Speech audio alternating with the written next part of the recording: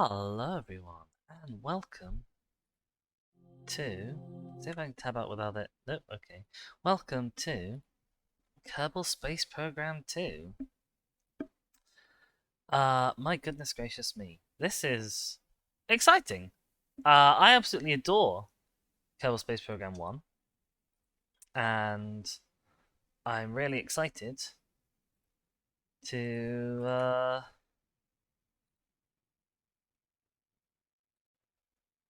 see the sequel now that it's here. It's finally here, and boy, it looks good.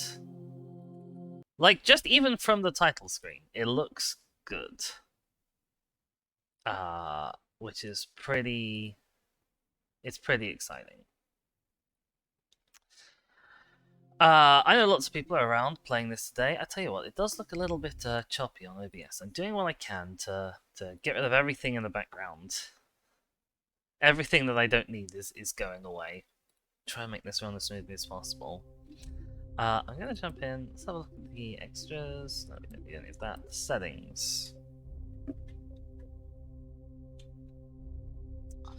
I think I want to turn the volume up for you guys just ever so slightly. There we go. Okay, yes, we want all of these. Okay, so we have some sort of cheat options. We can say no crash damage, ships don't break apart. We're not gonna try doing that for now. We're not gonna change this for now, though we might at some point. We'll keep probe signal off for now. No cheats like that. Okie doke. Gameplay. Okay, sure. No, we want to have the launch sequence on. Keep FPS off. So many controls. I'm sure this will be fine. I'm sure this will be fine. Max throttle, Z and X, that's like the base game. Those are important. Stage on space, that's important to know. Sure. Do we have a subtitles? Because I believe that there is dialogue in this.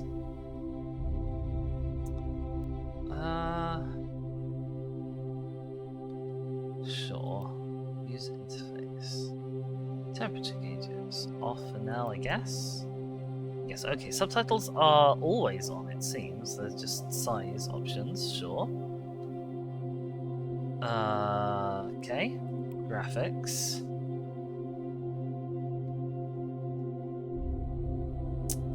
Let's turn this down to just medium, shall we? I'm not sure what's going on here. We seem to have two options selected for this. We could probably afford to have low prop density and draw distance. Medium. Okay, so this preset doesn't actually do anything yet. That's fine. It is in early access.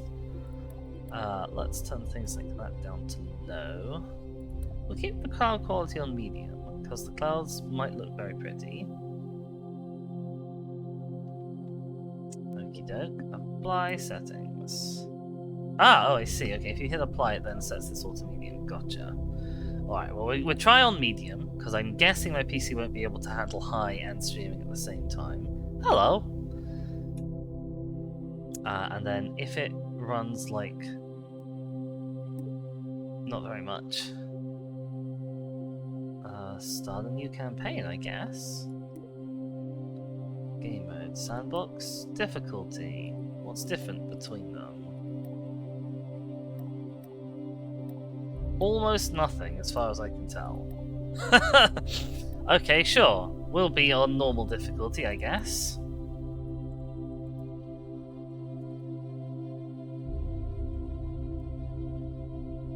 It's my on stream.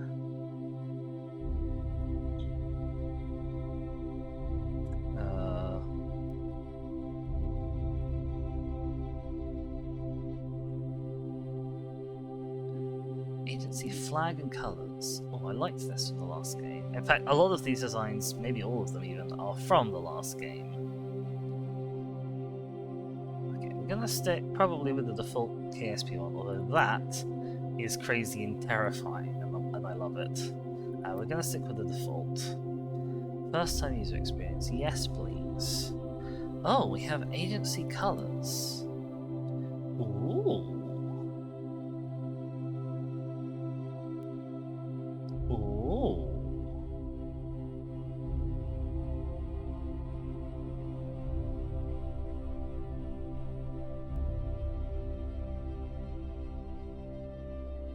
Ooh, I like this.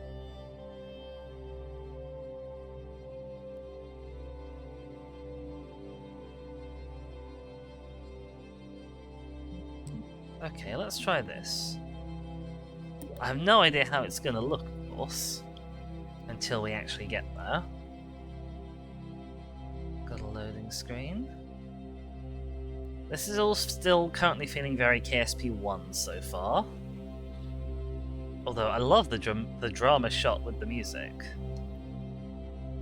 I hope they've got maybe some new music of their own for this game, because KSP1 used a lot of music that is sort of royalty-free music, etc., and you can find it in other places, which felt very odd because I was familiar with it from KSP first and then heard it in other places second. I was like, huh, that's the KSP music. Ow, sorry, I just punched the microphone, as one does.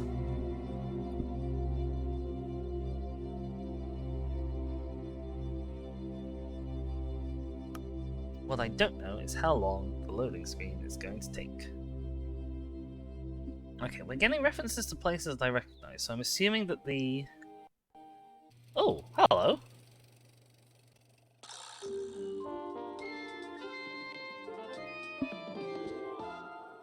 This was unexpected. Your new space program, leaping forward into the cosmos. Since the dawn of Kerbal we have looked to the sky and wondered what sublime mysteries lie hidden in the darkness. This is a good Sagan impersonator. These untold treasures may I love it. reveal themselves due to the efforts recently founded Kerbal Space Program. Oh my! I think that might have been the only copy of the orientation film. Hold on! Slides, somewhere. One sec, I'm just gonna see how this sounds volume-wise for you guys. Welcome to your first day running Okay, the that looks good. Sorry. program. This campus hosts the greatest ever gathering of astronomers, astronauts, and engineers. After years of focused effort, this collection of geniuses has created several very impressive buildings. We believe we have all the necessary pieces to take our first steps off the ground. The best way to advance our technologies further is to get up there and learn by doing. All we need now is somebody to show us how to put all these parts together.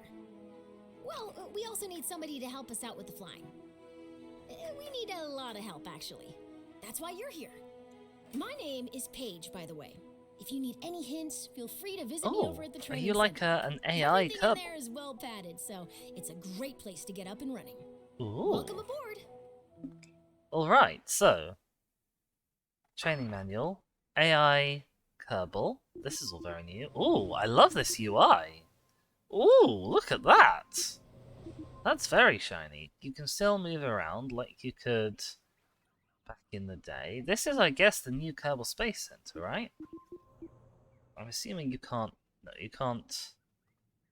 like, pan around. You can only... Or you can't, like... move. You can only pan. So what have we got? We've got the VAB. That's the Vehicle Assembly Building, so that's where we make rockets. The Training Center. Where's the Training Center? That one. Oh! We get like a little sound bite as we mouse over each thing. That's cool. The tracking station. And obviously then the launch pad. Oh, lots of launch pads. Oh. There's a boat launch? Ah! What is that? Where is that as well? It's over there, I guess. Right? That's cool. I'm not sure what purpose having multiple runways is going to serve, but it's amazing that we've got all of these different things. That's so cool. Paige, hello and welcome to Kerbal Space Center. This campus has everything you need to turn your fledgling space program into the stuff of legend. Our engineers have created a training program. They'll guide you through building and flying your first rocket. Go through those lessons here at the training center. Okay. If you want to start building right away, go to the VAB. Fine, let's go to the training center. Ooh, this is swish. Mostly what I'm seeing is this is way, like, slicker than KSP1. We've got the time is going on at the front. Oh, we can pause time from here. Oh. Okay, that's not that cool. That's not as cool as it feels, but that feels really cool. That like the music goes dim and stuff when it's on pause. That's really fun. I also like this sort of registry address kind of setup up here, so you know where you are. The training center is where we go to learn how to build and fly rockets, planes, and rovers. Lessons take place in a simulation. You can start a lesson at any time. When you're done, we'll put you right back where we found you. Okay. I guess we start at the top and work our way down? Because this is definitely higher tier stuff than here. Now, full disclosure, I've played KSP1. So presumably I should have like a little head start on getting to grips with this, right? How do rockets work? Okay. I don't know how I feel about virtual Kerbal page and this screen setup. This like loading screen, this bit of artwork. Space is the place. Uh-huh.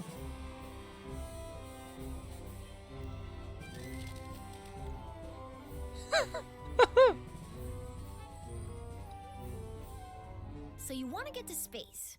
Have you tried rockets? Rockets use fuel and engines to create thrust, which propels them forward. Uh-huh. When a fuel tank is empty, it is dropped to stay as lightweight as possible, allowing the rocket to go even faster. These tanks, as well as other expendable parts of a rocket, are called stages. Yep. Different stages do different things. Often the first stage is very powerful, with just enough fuel to get the vehicle through the atmosphere. The second stage usually has a low-thrust engine that, while not as powerful, is more fuel efficient. After dropping the heavier first stage and leaving the atmosphere, the second stage engine pushes the much lighter second stage to orbital speed. Yep. Okay. Oh, and a sneaky demonstration on the side of how you slow down to return. The final stage parachutes back down to the surface, ideally in one piece. Ideally.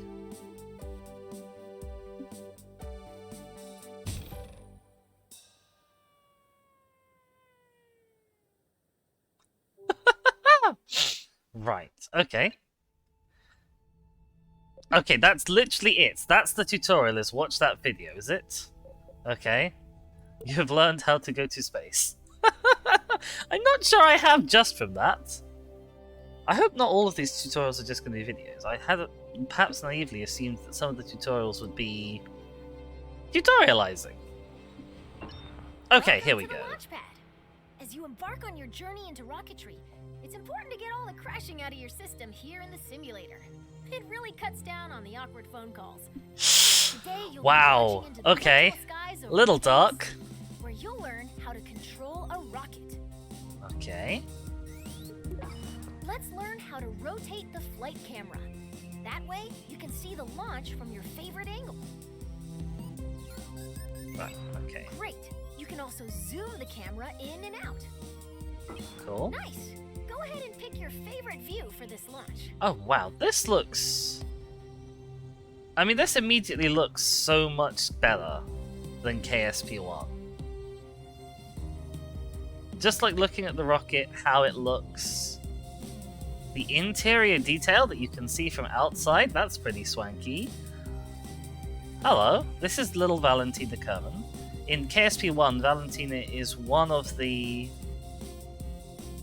first 4 Kerbals that you start with. Ah, we have a Boom Boom in the chat. Welcome, Boom Boom. Boom Boom says, oh, that is very pretty. I know, right? Okay. Yeah, the best view for the launch is pretty much generally always the one you start out in. Your rocket is ready for launch.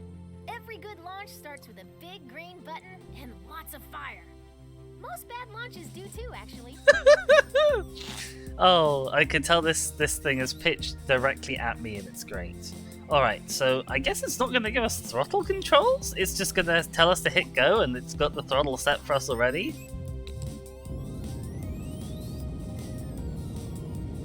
Boom. Rocket go up. Looking good. Ascend to 1,000 meters, and then we'll learn some controls. Literally, do nothing for 15 seconds. Okay. Okay, you're a kilometer up. You can still crash, but you'll have more time to correct your course if you start pointing at You the can ground. still crash. Let's learn some And rocket you will. controls. Cool. Okay. When flying a rocket or a plane, we have specific terms for moving. Pitch tilts your rocket's nose up and down. Okay. So there we go. There's pitching down.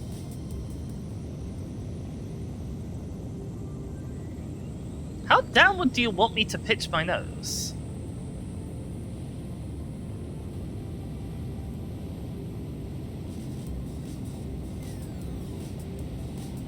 Is this not down enough for you, game? Okay, I'll do a flip. Nice pitch. Whoa, okay. Now pitch up. You really wanted me Let's to move point up. down, Yaw didn't you? Steers your rocket left and right. Try it now. Boomer says, to be fair, doesn't the first one just give you an on-off button for the engine to begin with? No, you have a proper slider for throttle in KSP1. And in this as well, I'm sure. Press A to your back to the left. Excellent. Now for the final control. Roll rotates your rocket Okay, so if we do clockwise that, and then we end up... counterclockwise. Okay, Try we it can now. spin a bit, That's the basics of rocket flight. but we want to end up Feel free to ideally... experiment with the We've got this controls. little nav ball Move here. on when you're ready. The best way to fly, generally, I think, is often to have this little white thing telling me where I'm pointing be roughly, like, parallel to the horizon. We don't have staging in this, so it's a good job it is a virtual flight, because old Valentina Kerman here isn't she's not getting back to Earth or Kerbin in one piece. I don't think we have a parachute either. Oh, maybe that is a decoupler actually. Oh, I've opened a menu by mistake and I don't know how. Oh no. Oh, I've opened the parts manager. Hang on. Pods. Utility? No. Fuel tank. No. Oh, that's a RCS. Gotcha. How high up am I? Where's my altimeter? I'm used to it being right at the top of the screen. Nim says, if you crash into the sea at the right angle, she might be alright. That's very optimistic of you, Boom Boom. I've got a relative altimeter.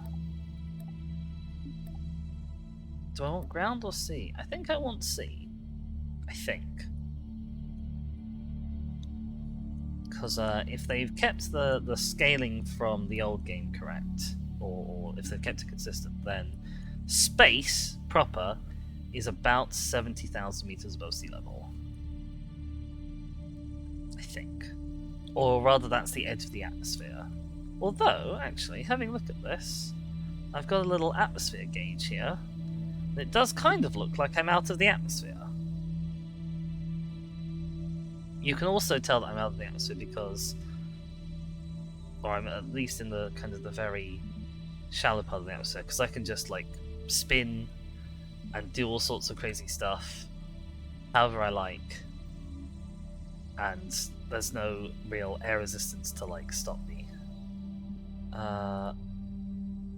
Oh, Oh, they've added in controls to like auto-orient me towards certain things. That's super handy.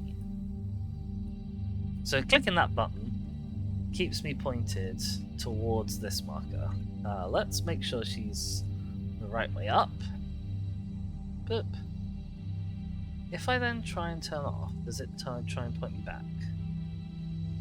It does! Ooh, okay. I'm probably supposed to learn about this a lot later, but I'm excited. Okay, we're turning that off?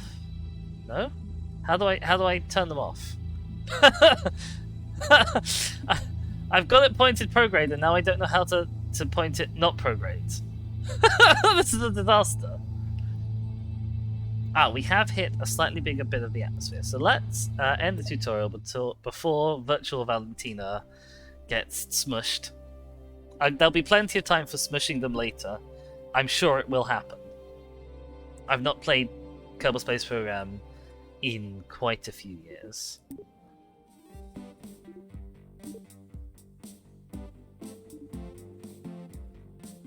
Oh, I should have hit the next button. I think I hit end tutorial instead. Simple rocket construction.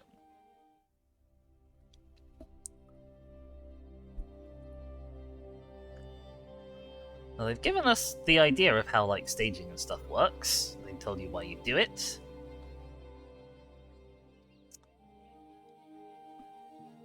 I don't know if that introduction would have been enough for someone so you want to get to space. It's time to make a rocket. I don't know if it would have been enough for someone who was super new to the game, but that's okay. Ooh! Interesting new parts. Right. A simple rocket requires 4 crucial components: a command module, fuel tank, engine, and parachute. Let's start by learning how to add a command module. I don't know where parachutes are, okay. A command module allows us to control our vessel. As long as there is at least one command module on board, our rocket will be operational. This rocket will use a command pod, which can be manned by a kerbal and is located in the pods category. Oh, you can multiple kerbals. It all depends on the crew capacity of the part. Oh, excellent. Okay, so we can see here we've got different things. So this is a lander can. This is typically used for lander stages. It's not very aerodynamic. These ones are a bit more aerodynamic. Then you've got 2-seat lander can, 4-seat lander can. The observation module. Now this, back in the day, this part in particular was always like massively overweight for what it was and wasn't really very useful. You only had it because it looked pretty. Now it doesn't look very pretty, but it looks like its stats are sort of a bit more in line. Like it's still a bit fragile, but it has a big battery on it. And it's a bit heavier, okay. Well, let's use this to start with. For this lesson, we're going to make a small rocket. So we need a small command pod. Fine. Let's add this one. Mark 1 tin can! Great! It doesn't look like much, but it's a promising start. The next thing our rocket needs is a fuel tank. Fuel, or propellant, is an expendable resource used to power our vessels. Without fuel, we won't be going anywhere, let alone space. Let's look at the small fuel tank. That's not entirely true. You can have electricity and roll around on the Rocketry Weekly surface. calls it good enough. How exciting. Oh, I hadn't read the descriptions. In KSP1, the descriptions were great. Oh, they're a bit cut off, actually. Okay, they seem to be... The R12 was a very small toroid-shaped, radially attached external methylox fuel tank. That was hard for the Providine engineers to remember, so they call it the donut. Amazing. I love it. Notice the part is once again attached to your cursor. If you place your cursor near the bottom of your command pod, you'll see it snap into place. Then left-click to attach it. You'd be amazed at some of the places that's where beginning to Kerbal look Space like a Program rocket. parts have been found, Well, canonically. We need an engine. Here at the KSP, we have 4 different types of engines. Launcher, sustainer, orbital, and deep space engines. Ooh, okay, so that's not how they're sorted here. They're sorted by fuel types. Okay, sure. To break Right now, let's add Oh, the whoops. sustainer engine to the fuel tank. Oh, okay, I see. It says in here sometimes. This one doesn't. Oh, that's because that's the rapier. Fair enough. Orbital, sustainer, launcher. I see. Okay. Right, so we're not going for a full-on Excellent. orbital. Our rocket Oh, is this is looking a. pretty great. We just need Oh, one interesting. final touch. As is, our rocket can absolutely take flight. But if we want our pilot to survive the landing, we need to attach a parachute to the top of their command pod. To utility, Our one Kerbal rocket doesn't weigh parachutes, much, so and we only quality need an of extra life. small parachute. Let's go with that one. Now, all we need to do is... Congratulations! You've just Oh, built sorry, a I rocket. cut you off there. Are you sure you haven't done this before? No, I have done this before. And I've done this before enough to know that a small parachute on the top might not be quite enough for an empty fuel tank and an engine on the way back down. It'll be hazy. We might lose the engine.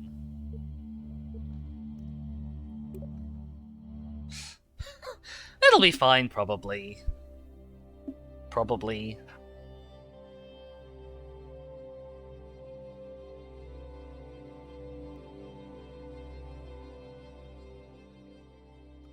Okie doke.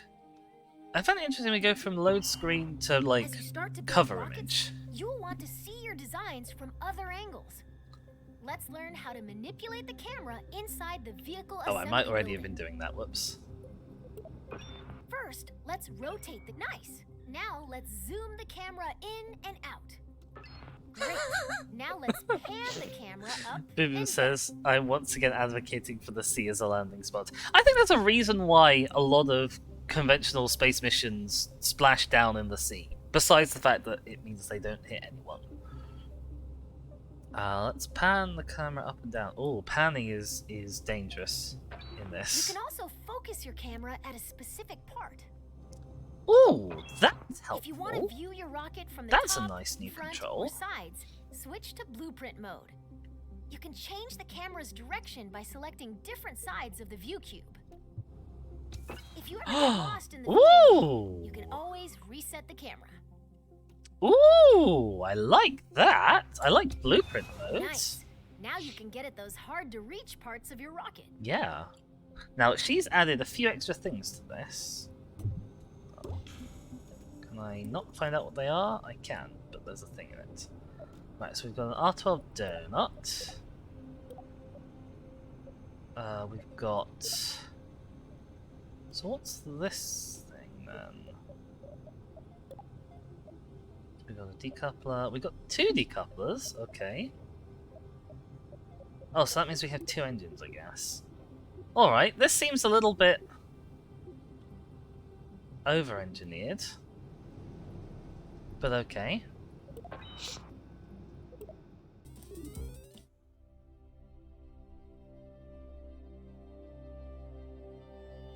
Alright.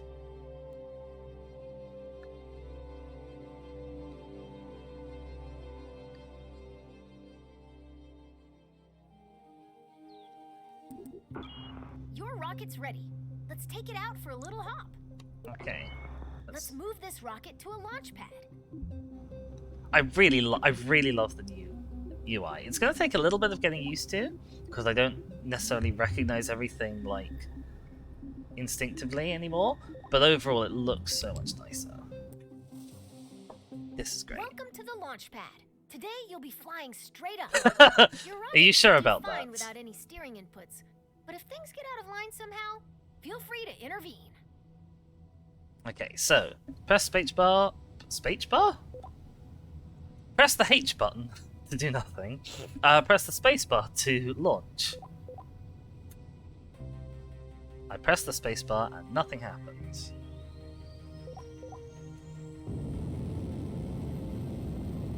Well, we're going. Oh, I see, this is the staging tutorial. Oh wow, this rocket is going further than I expected. You've cleared the launch tower and your flight is underway. Let's learn about staging. Rockets are constructed in sections called stages.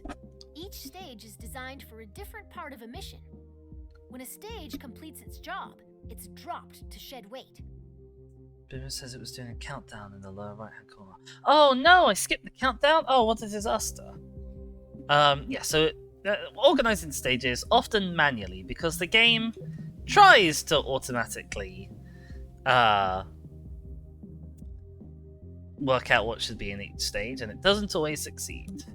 On your right, you'll find the staging stack. It displays all of the functions contained in each stage. Every time you select the Go button, you'll activate a new stage, starting from the bottom of the stack. Each stage's fuel supply is shown on a bar next to the stage. Your active stage, Stage 1, still has a little fuel in it. When it goes dry, you'll drop that stage by selecting Go. Yeah, so down here, this is where about 50% of the missions that go wrong go wrong. It happens in this. It happens because it's not been set up properly. And so you end up disconnecting your tanks at the same time as they fire, or doing some other crazy thing that you're not supposed to do. Alright, so when this drops... Your first stage is out of fuel, and all it is doing is slowing you down.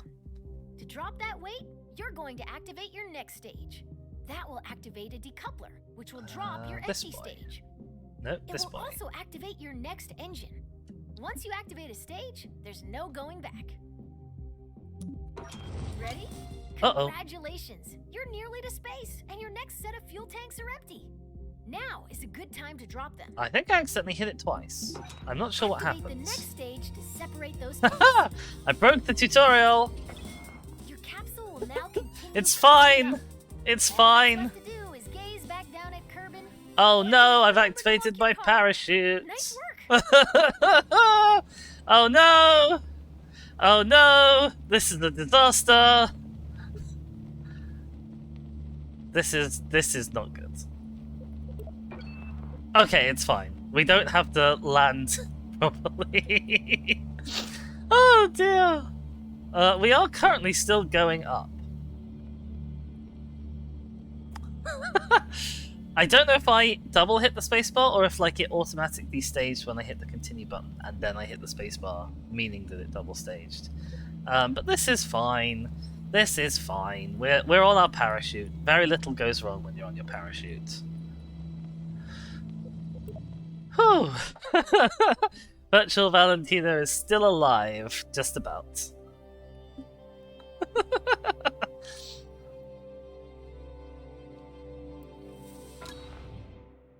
Your capsule has a lot of momentum.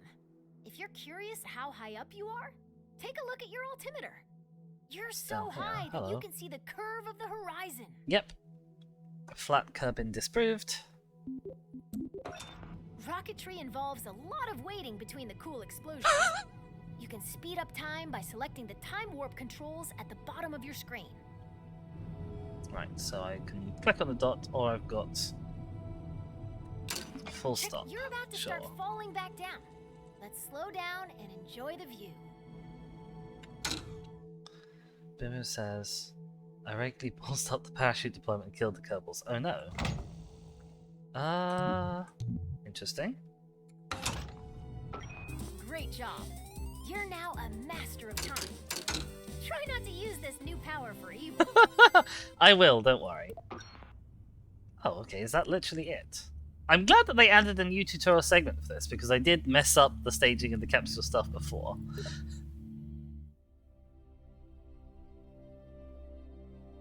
They haven't told us about, like, symmetry and stuff in rocket creation. Maybe that's going to be, like, advanced rocket creation, I guess? What goes up must come down. Wind resistance will slow down your capsule's descent, but not enough to prevent it from turning into a bunch of tiny capsules when it lands. That's why we've attached a parachute. Did the base game have a pause function? Like an actual pause function? I'm not sure it did. That's very useful. If you deploy your parachute too early, it'll be torn off. If you deploy it too late, you'll do some unplanned underground exploration. The sweet spot for Kerbin is between 20,000 and 2,000 meters. Okay. Sweet spot for Kerbin only.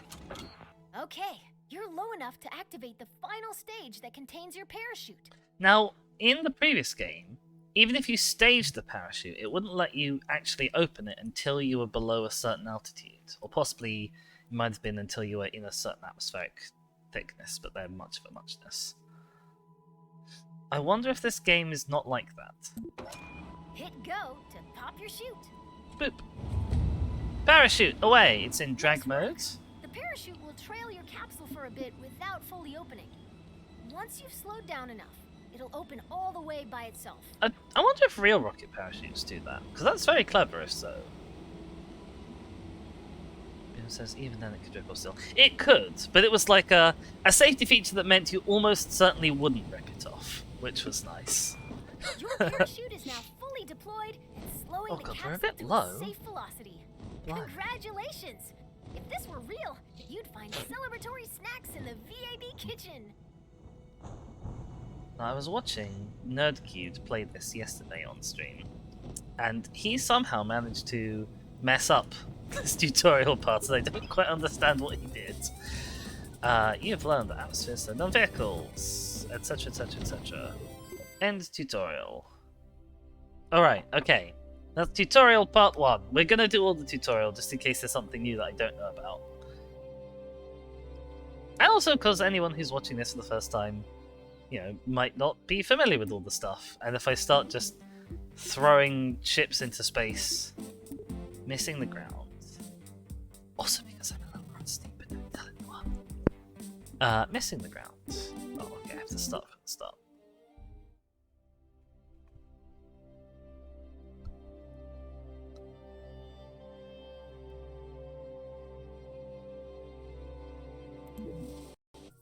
Missing the ground. If you want to visit space for more than a couple of minutes, you'll need to get to orbit. An object is in orbit when it's moving sideways so quickly that even as gravity causes it to fall, it keeps missing the ground. As long as that object isn't slowed down by anything, it follows the same path every time it goes around the body it's orbiting. Forever. If that object is a kerbal, it is recommended that they bring lots of snacks. Now I am wondering So since if, it like, goes to move food horizontally management at is a going to high be a part speed, of this why game. not launch sideways? Because that's something I'm concerned about. On Kerbin, the atmosphere is like a thick soup. You waste a lot of fuel trying to fly through it horizontally. By launching vertically, you cut through the thickest part of the atmosphere as quick as possible. Most orbital rockets begin tilting toward the horizon soon after they leave the launch pad. This maneuver, called a gravity turn, uses the planet's gravity to turn the ship and reduces the amount of fuel needed to achieve a stable orbit. When launching near the equator, your gravity turns should point toward the east, since your vehicle gets a free boost from the planet's rotation. Thanks, planet! Thanks, Once planet. a vehicle is moving quickly enough that its arc will take it above the atmosphere, it shuts down its engines and coasts to space. Once it nears the top of that arc, the vehicle needs to fire its engines a second time to keep itself from falling back down to the planet. Doing this turns that arc into a nice big circle. Congratulations! You've missed the ground. I like that. That's a lot more in depth than I was expecting for this tutorial into like orbital mechanics. I'm quite surprised. Beamer says I know the original tutorials were quite long. I don't remember there being a tutorial in the original, although maybe that's just because I picked it up so early that there wasn't one at the time and there is one now. But I remember just sort of being left with some Scott Manley videos and a prayer in terms of learning how to launch rockets. So the fact that they ever got anywhere was, I guess, a little bit of a miracle. I never did master planes, space planes. I could do regular planes, and I could do space, but I couldn't do space planes. I'm hoping space planes will be a little bit easier in this one.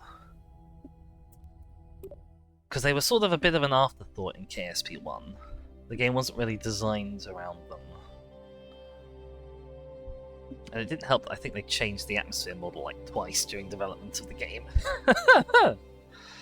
Boomer says, I feel like it could be handled well, or unobtrusively at least. I assume this is When you're food. making a rocket, it's You often mind, Paige, easiest I'm to speaking. work top to bottom, tailoring each stage to carry the weight of everything above it. To give you a head start, I've already placed an upper stage, perfect for maneuvering in the vacuum of space. it could use another, more powerful stage to push it up to space from Kerbin's surface. Let's turn this vehicle into a multi-stage rocket. But yeah, my issues with having like a food component to the game, and why I never downloaded any of those like realism mods or anything, is twofold. One is I never know from the beginning how long a mission's going to last. Like, I really have no conception of the time it takes to get to, let's say, Jewel from Kerbin. And indeed, if I launch...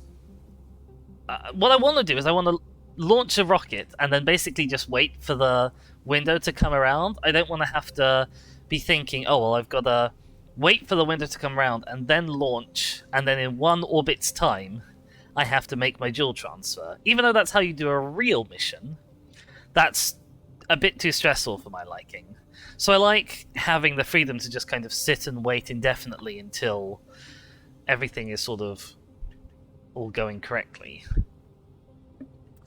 I think the other thing with food is a lot of the times the most like efficient way to make a really deep space mission was to go really slowly on weak, I think what they call in this deep space rockets. Yeah, like this one. This is a deep space engine. Ooh! They have a big Nerva engine now. That's cool. But yeah, and like those missions could take several laps of the planet just to set up getting ready for your transfer orbit. Never mind actually executing the transfer orbit, and then actually like making the journey. So I wouldn't be mad if they didn't add food. What have we got? It's often easiest to work top to bottom. Boom says at low level it could be just load X kg of food cargo, assigned weight kg per kerbal per day. Maybe you could get stasis pods or potato growth or whatever to lower consumption. That's what I'm afraid of. Like, even that level is like, I don't want that. But it'll probably be something you can turn off. It looked like this had just as many good options as the previous one did. Anytime we intend to drop an empty stage after using all of its fuel, we connect it to the stage above it using a decoupler. A decoupler contains explosive bolts that, when activated by a staging action, eject the attached stage away from the rest of the vehicle. Boop. Set the decoupler. Add that decoupler to the bottom of your rocket. And you get the automatic You need to shroud attach as well, a which is larger, nice. more powerful lower stage to the bottom of your rocket. To keep things simple, I've whipped up a new lower stage in another workspace.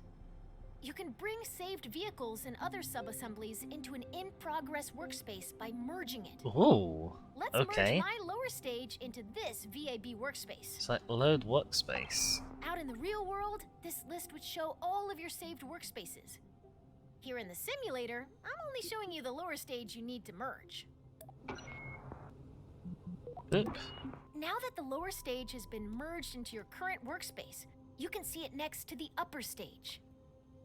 Select the lower stage and connect it to the decoupler beneath the upper stage to create a single two-stage rocket. Okay, so immediately, this is showing a nice change to the vehicle building UI in that it's able to have two, like, not connected things still being, like, active in the space. That's really good. And I can even work with them. That's fantastic. I do know that this still has the kind of the big foible of the old game in that everything connects like only from one single point, and you can't change what that point is, which is really awkward because, sometimes, when I stick this alongside this, for example. Perfect.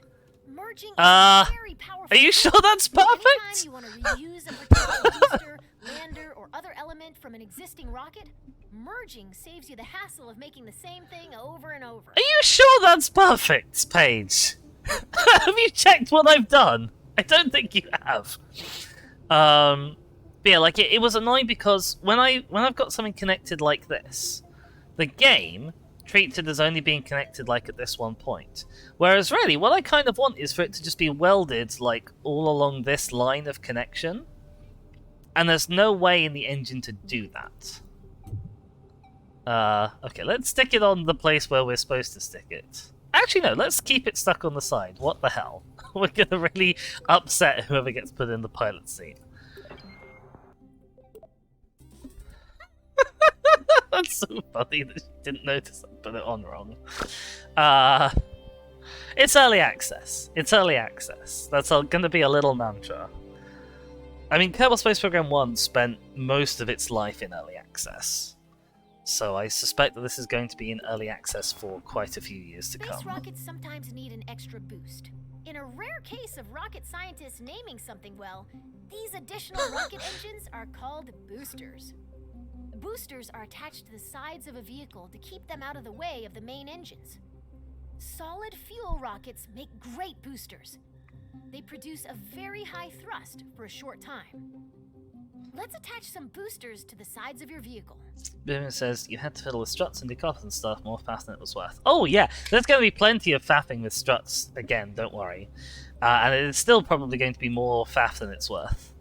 And it's going to massively up the part count and everything. I remember I used to make in KSP1, like, there was a sub-forum on the original KSP forums, if you're old enough to remember when forums existed, that was dedicated to making, like, military tech Kerbal stuff, but using just the base Kerbal parts, because Kerbal Space Program has, I think, fairly understandably said, no, we don't want actual weapons in the game. Like, this is a peaceful game, this is not a combat game. But some people were like, okay, well, using this limitation, we're going to build stock military vehicles. And making those was great, but because of the sort of single branching tree nature of how you make a rocket in the game, you used to end up with sort of horrible finger wiggly things every time you tried to stitch armor plates to each other. And the only way to fix that was by adding ludicrous amounts of struts, which then gave you a part count for your rocket of like a few thousand parts, which your computer would then really chug trying to process. Bimmer says, old enough to remember forums and air quotes. Look, I get 14-year-olds in here sometimes, Boom Boom. They don't know what a forum is. They barely know what a Discord is. Paige, what are we doing? Boosters. Attach the boosters to the sides of your vehicle. We'll start by attaching 4 radial decouplers that will eject the spent boosters when they're empty. To make sure that these decouplers are evenly spaced and aligned with one another, you'll be using the symmetry tool. Now, have they fixed how the symmetry tool used to work? Because it used to get a little bit broken, especially when you wanted to do like things that were both mirror and radial symmetry. Although actually having the ability to make things as like sub-assemblies will also help with that. Okay. Right-click the symmetry button, you reckon? Oh, okay. Great! Now when you place a part on one side of your rocket, 3 more evenly spaced duplicates will appear around the rocket. Go ahead and add 4 radial decouplers. Okay. Coupling. Radial decouplers. Good. Now attach it as shown. Stick them down here? Are you sure? I don't really think putting them in the middle of the booster is better, but okay. To be fair, I don't know how big a booster we're using. Radial decouplers exactly where they need to be. Let's attach those solid fuel boosters. RT10 hammer. I think this is the name of the one in KSP1 as well. Since you're still in 4x symmetry mode, simply attach this booster to one of the decouplers you just placed. That will attach copies of that booster to the remaining decouplers. Great job!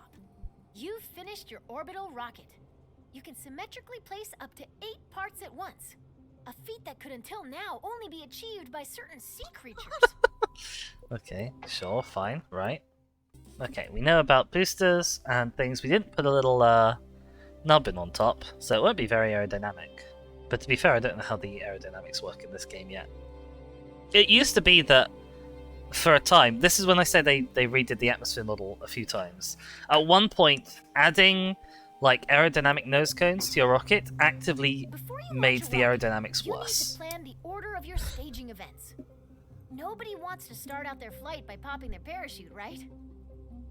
Most parts that can be staged are automatically assigned to stages. Their activation order can be seen in the staging stack. You can change when staging events occur by moving them between stages. You can also add, remove, and reorder stages. Best of all, you can do this in both the VAB and in flight. Yes, on the go twiddling of stages was very important. The staging order begins at the bottom of the staging stack.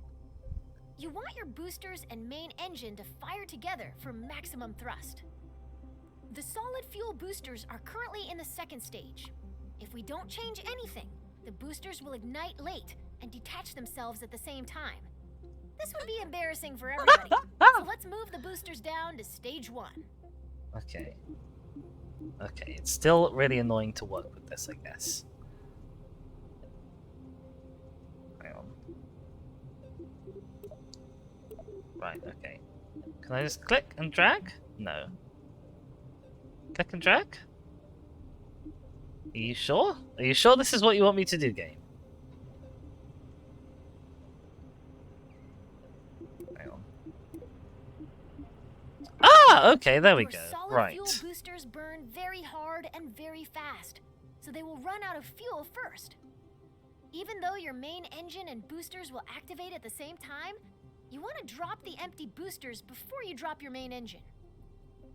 You'll add a new stage above stage 1 to do one thing. Activate the radial decouplers to jettison your spent boosters. Let's see, what I was looking for was... You can see there's like a little insert line that's telling you where it was trying to put them. What I was looking for was... like, the icons to move up and down, like they did in the old game. That's what confused me. Okay, what are we doing? We're putting these guys in a new stage? No?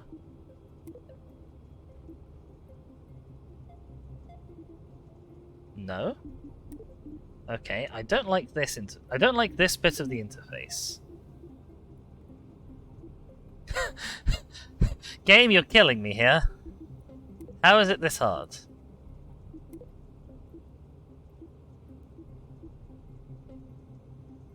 What? Okay, what are they doing?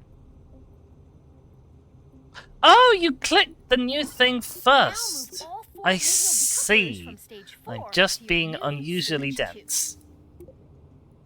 Gotcha. All done.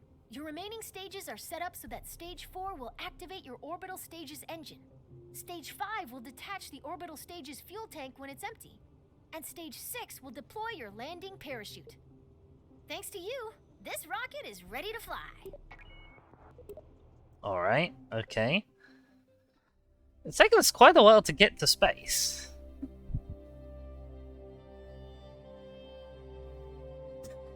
It's intense. Look. You're not wrong, but... All right, ready to light this candle. In this flight, you're going all the way to orbit. I'll walk you through the process of launching, executing a gravity turn to get moving sideways, coasting to orbital altitude, and doing a final burn at the top of your arc to establish a stable orbit. Alright.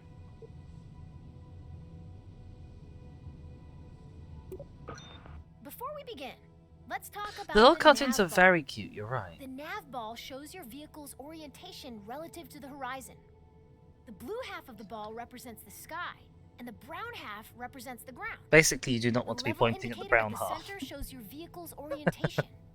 When you turn, the ball turns. When you roll, the ball rolls.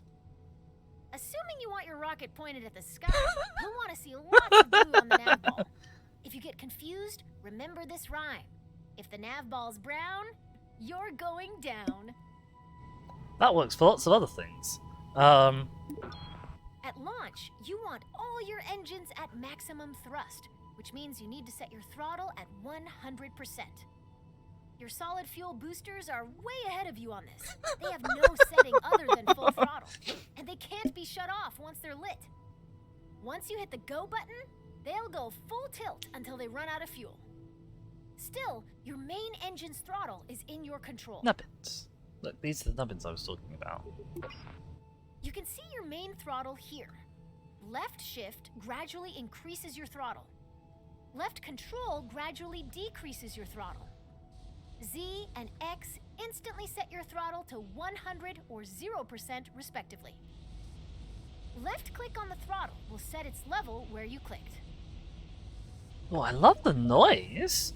Didn't it used to have a noise? Oh, left click as well. Okay, yeah, that makes sense.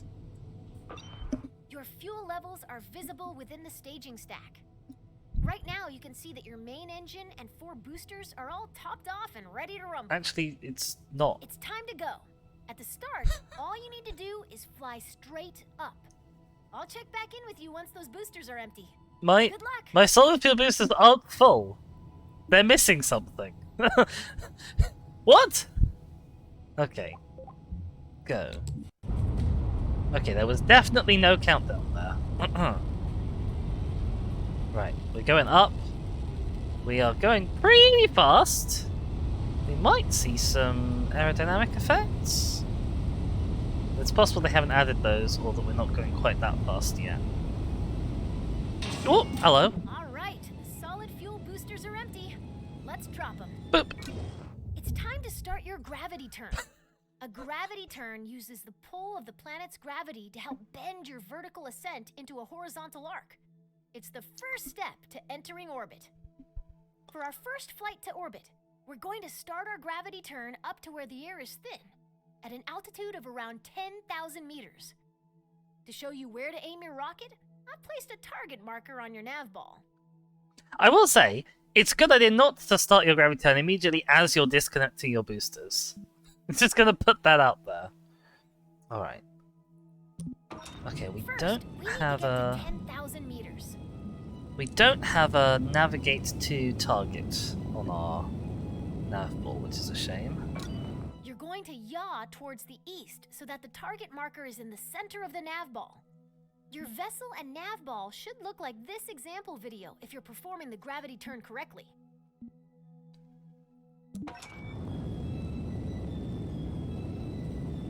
Oh my god, I've got SAS turned on, and it's fine, but it's fighting me. I may have done that gravity turn. Uh-oh. Uh-oh. I'm out of fuel. I may have done that turn a little too aggressively. Possibly. Oh no, we're out of fuel and simulated stranded. Let's try again. Okay, I don't even know what I did wrong then. I don't feel like that was my fault. I think it's because the boosters didn't start with full fuel. I don't know why that happened. Alright, we're ready to light this Yeah, candle. okay. Before we begin, at launch, Sure. you can see your main throttle. Your fuel levels are visible within the staging stack. Right now, you can see that your main engine and 4 boosters are all topped off and ready to rumble. It's time to go. At the start, all you need Oh, to I do know why is it was. fly It's because I didn't straight detach up. these immediately when I'll I check was back in supposed with to. you once those boosters are empty. Good luck. So my rocket was lugging around extra weight for a while. It's time to start your gravity That's why.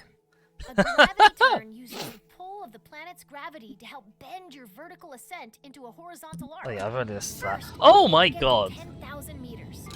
You're going to yaw towards the east so that the target marker is in the center of the nav ball. Your vessel I like and how nav even ball in the should look instruction like this video, example it's video wobbly if and you're awkward. performing the gravity turn correctly. Come on, gravity turn. Oh boy, this rocket is not properly set up for this. Okay, it's fine. It's fine.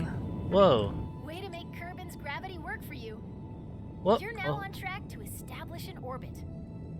God, did we skip a bit of the atmosphere? Your current stage's fuel is empty.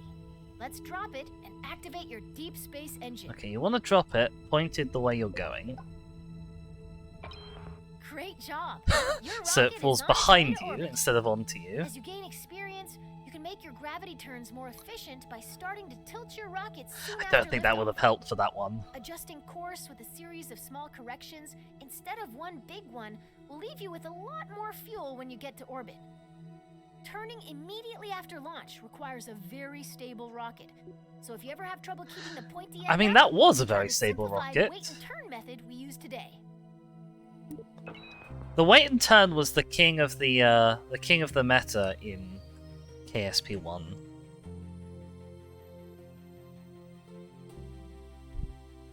I mean, honestly, we could probably make it to orbit from here. It hasn't shown me the map view, but I'm gonna... There's the map view, yeah. If we just wait, like... What, 3 minutes to get there? It says? How do I speed up time?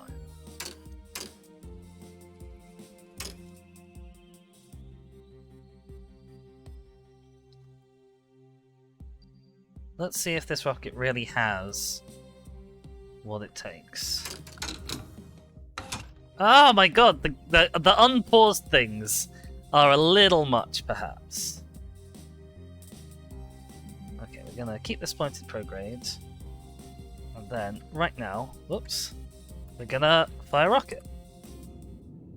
I may have left that a little late. I was like, oh, 30-40 seconds, that's probably enough time. But we are using a little bit of a weak rocket.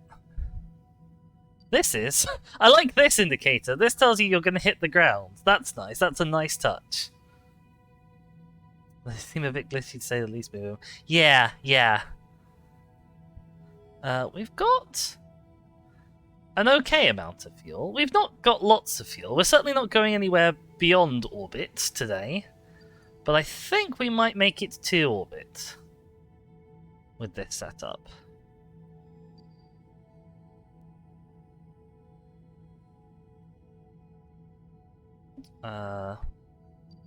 We are currently pushing our apoaps away, so we want to wait a little bit until we're a bit closer. We don't need our apoaps to be too high.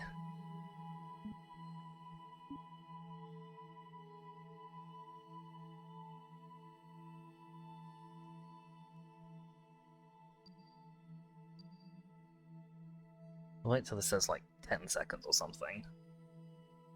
I may have drastically overdone it with the waiting till 30-40 seconds.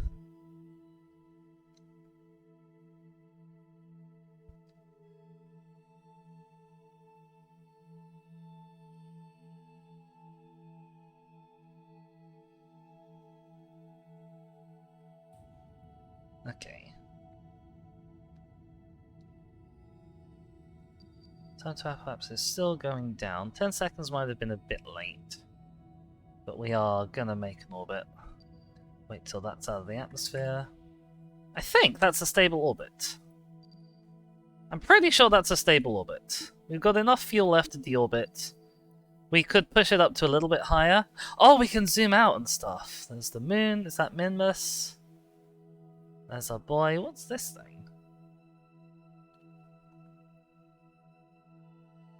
Oh, that's just a circle around the planet to show. I guess that's sphere of influence, perhaps. All right. Well, we made orbit. The next one is probably going to be making orbit, but it's fine. I just wanted to show that I could do it. God damn it.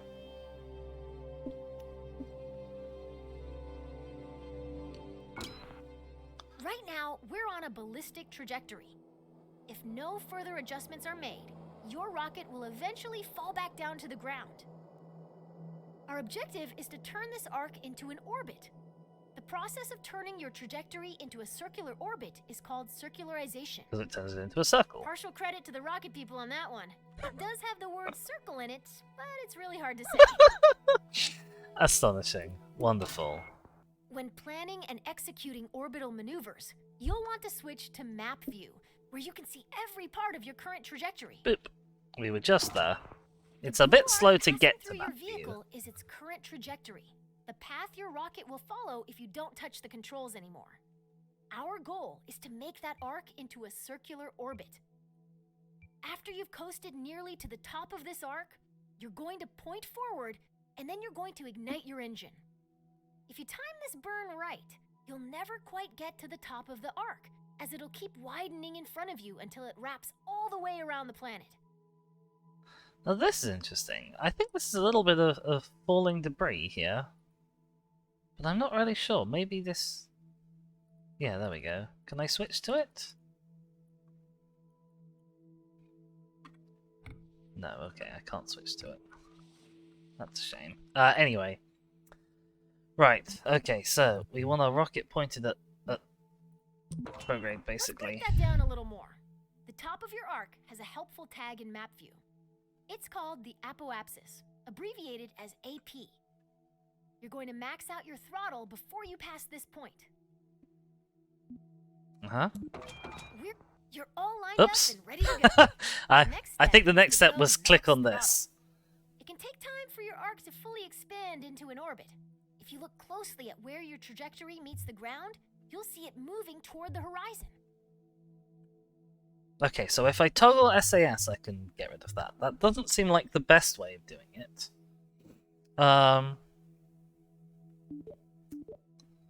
Set throttle to 100%. Are you really sure? Okay. Once your trajectory reaches all the way around the planet, you'll see another marker on your orbit. This is the periapsis, or PE, the lowest point in your orbit. It'll always live on the opposite side of your orbit from the apoapsis, or highest point.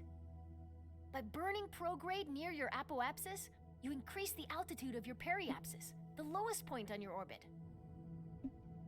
Oh, we're actually burning. Of course we are.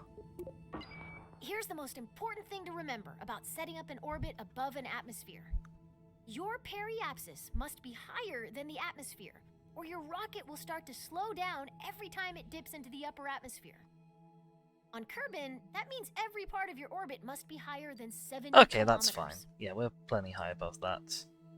Well, our apoapsis is actually way too high. We burned very inefficiently. Because I didn't realize we were actually burning. I thought I'd have to hit stage before the rocket fired up. Yep. Keep your eye on your trajectory for now, and I'll tell you if your periapsis is safely out of the atmosphere. Let's speed up the time just a smidge. Get there quicker.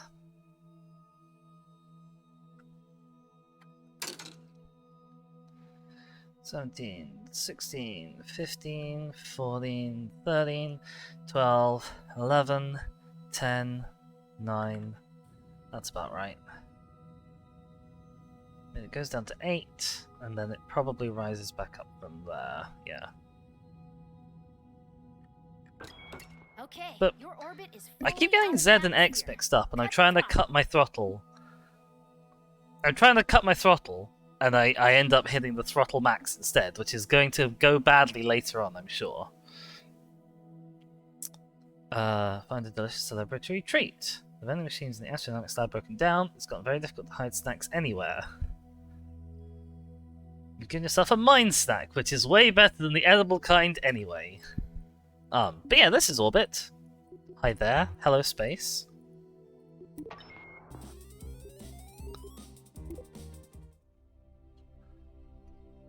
Okay. That's theoretically everything we need to know in order to rocket. There is some more tutorial. I don't know what the next bit of tutorial is. Orbits are weird. Okay, sure. I'm not sure they're that weird.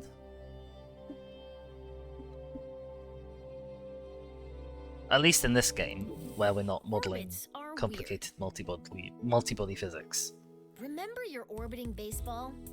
What if you wanted to make its orbit higher?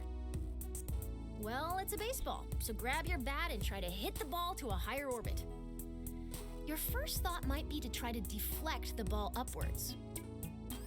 Unfortunately, hitting the ball upward bends its orbit so that it hits the ground before it can return to you. What you need to do is hit the ball in the direction it's already moving, adding to its already high velocity. Now that you've sped the ball up, why isn't it flying any higher? It just keeps whizzing by at the same height it always did. After all, I said that making it go faster would make it go higher. What gives? The ball is actually going higher, but it's going higher on the opposite side of the planet from where you're standing. You've raised its orbit, and you've learned the first lesson of orbital maneuvering. Your actions affect the opposite side of your orbit. Weird, huh? So your ball is moving faster, but it's still passing you at the same height. How do you get its orbit higher on this side of the planet? Now that you know how changes in velocity affect the other side of your orbit, you've got all you need. By adding velocity to the ball at the highest point in its orbit, you raise the lowest point in its orbit and make it circular again. I feel like that animation failed to actually show, like, the direct one-to-one of increase the speed on one point and show the circle like pushing out on the other side, which is what I really wanted to see then, because it's what you'll see in game all the time. But it's fine. I got the gist. Okay, I understand why they called it orbits weird, because, okay, the whatever you do affects the other side of your orbit thing is slightly, like, non-intuitive. Equatorial orbit is good, but if you want to travel beyond Kerbin, you will need to manipulate your orbit. Let's start with something simple, expanding an orbit. We do that by increasing the value of our apoapsis. Let's get a good view. Remember how you circularized your orbit by increasing your forward velocity? To raise your orbit, you'll just do more of the same. It's time to burn prograde. Boop. Now that we're pointed the right way, we can increase the throttle and watch our orbit expand. Do you not want me to, like, burn at a more efficient point than just randomly in the middle? Okay. How high do you want this? Nice. Oh, whoops. That maneuver raised our orbit I instinctively cut the throttle and it was actually what it wanted me to do. Reach a specific point can be as eventful as watching the neon stripes on your rover dry. The paint job will be worth it, but isn't it better to rush to the end? Let's get ahead to the good stuff using a time warp. Oops. Like I said earlier, the highest point of our orbit is called the apoapsis. The lowest point of our orbit is known as the periapsis. By default, your camera is focused on your vessel, so if you can't see either of these points, adjust your camera. Let's just jump to the left, sure. Scroll the middle mouse wheel to zoom in and out. Double-click an object to center your camera on it. Click the middle mouse button to enter free. Excellent! Oops. You can time warp to Oh any no, I didn't see position what on she your wanted me to trajectory do. by selecting a point on your vehicle's current path, and then selecting time warp to point. Oh, that's useful. Oh, that's very useful. Which way around the planet are we going? Okay, I need a point a bit before my apoapse. Boop. Now you're way up in the sky, so high that if you circularize your orbit now, you'll be in high orbit. Wow, the black starry void looks so small from here. Oh, look, I've got these markers down here which tell me stuff about my orbit. That's actually really useful. Ah, okay, right. Although I find the altimeter really awkwardly placed. Really awkwardly placed.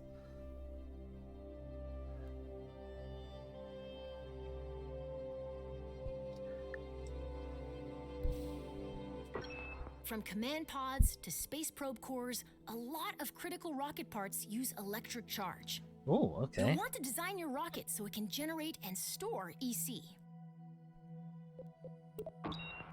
Most rocket engines generate electric charge while active, but we'll still need a way to keep our batteries full while coasting between maneuvers. Solar panels convert Kerbals light into EC for our rockets. Small solar panels can just be placed, but large solar panels are delicate and must only be deployed once we're out of the atmosphere. I've equipped this rocket with 2 deployable solar panels. Here's a hand crank. Get to work. I mean, if you did actually just stick a solar panel straight on the side of a rocket, I'm fairly sure it would be destroyed on launch. Although, you're perfectly welcome to do this in Kerbal Space Program for some reason. Just kidding. There's a handy button that opens all of them with a single click. Give it a try. We should probably have time going for this. Great. The solar panels are now extended. Light tracking solar Oh wow, that's a really panels only awkward rotate on one axis. Unfold. So we may need to reorient our ship to point them fully at the sun. Let's make sure the panels are getting direct sunlight by rolling our ship a little bit. Excellent. The solar panels are soaking up all of those sweet photons and giving our rocket some much-needed EC. You can see the status of any solar panel within the part manager in the electrical parts menu.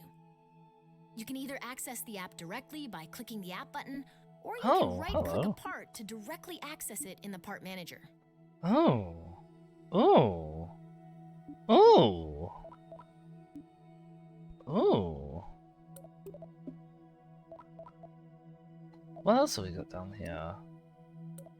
Oh, hello. I see.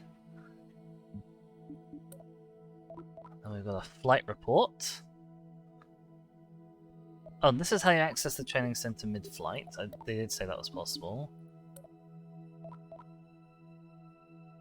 And then we've got more things, which I think really probably ought to have different icons to that. I don't know why our Kerbal manager is a fuel canister, but that's fine. Sorry, it's me exploring the new interface. You know, poking and prodding, and that does elicit a few ooh reactions. Getting EC is one thing, and storing it is another. Most command pods have a small battery, but many missions will call for additional EC storage. When we're traveling far from the sun or going to the dark side of a planet, more batteries means more peace of mind. I always overdo batteries. I always put way too many on, and then it makes my rocket too heavy. That and monopropellant. I always have way too much monopropellant.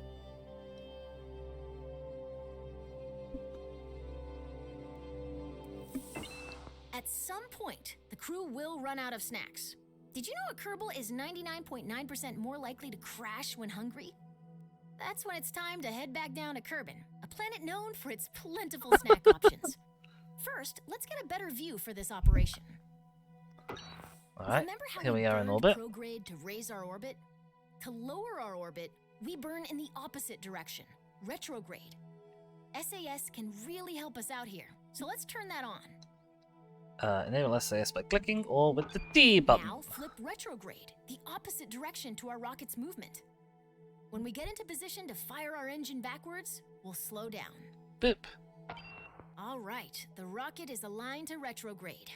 Increase the throttle and burn until our trajectory is just past the atmosphere. Okay. Boop. As we decelerate, watch what's happening to our periapsis. Once I was already doing that. This rocket is on a path back to the ground. Don't ease off the throttle yet, though. We're gonna keep burning until our trajectory intercepts the ground. This should give us a good idea where our capsule No, it won't! Your capsule never hits the ground when we're at the point where your periaps meets that's not true. That's not how that works. It's because you slow down when you hit the atmosphere. So if your trajectory says, "Oh, I'm going to hit the ground here," that's assuming that you're in space the whole way down. When you hit the atmosphere here, you start to slow down, and so that arc, which was originally pointing here, comes back in and back in and back in, until you're actually hitting the ground sort of like there-ish. Boom Boom says, F that, I just point down and engage the thruster. See, that's inefficient! That's a really inefficient way of landing, and if you're low on fuel, you will end up stuck in just a really stupid wonky orbit if you do that. That's what they were talking about with the whole, like, hitting the baseball bat up and down. But it's fun. Oh, alright. Right, what are we doing? Oh. We are trying to bring our periaps down a bit.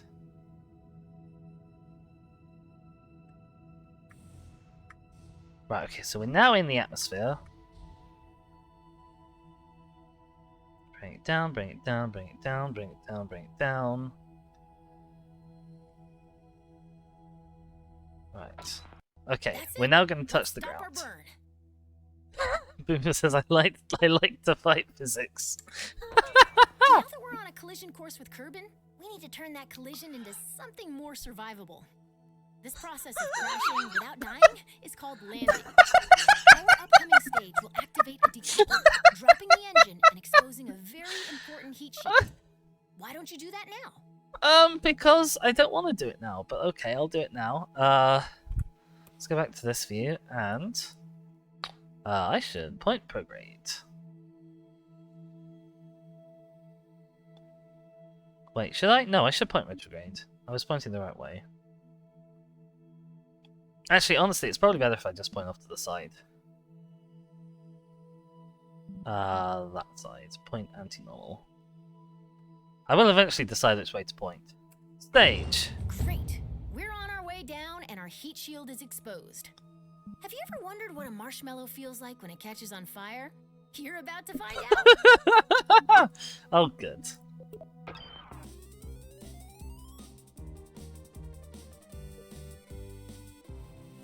Wait, we're not gonna cover landing?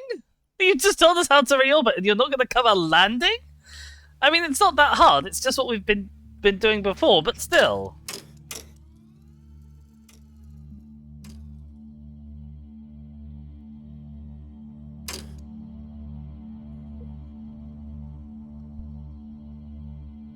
I want to land this guy. Hi, Valentina. Oh, you got a G-force meter, I see. I'm sure that won't be a problem. It's gonna be a problem somewhere. I've definitely done some crazy G-flips in planes when trying to do stuff with them before. Stuff that would absolutely kill a normal human being. Okay, we're coming in on a fairly shallow trajectory. I would have made it shallow. I would have made it shallower still. But for now, we're just gonna assume that this is fine. Oh, actually, now is a good time to test. Okay, so our parachute won't come out too early, potentially. Let's see when it will come out, if I just activate it now. That's what tutorials are for, learning things.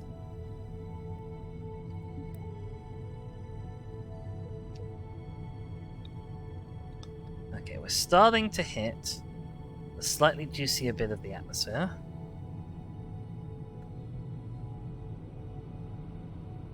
This is not to scale. If the edge of the atmosphere is 70,000 and this is 30,000, then this is not to scale at all.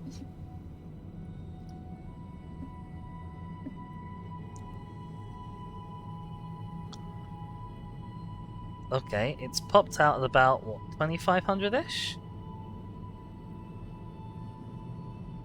And it doesn't seem to have... It would be nice if I had light. That was a problem that the original game had as well sometimes. It was just very dark and you couldn't see anything. How are you doing in there? Hey. God, this must make you feel so sick. Just like falling down while lying on your back, basically.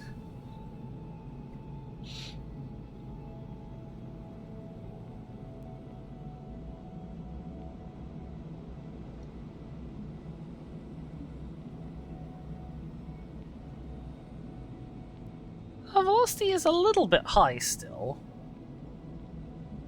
But I'm sure that's fine. Probably. I want to see what ground height we get full opening at.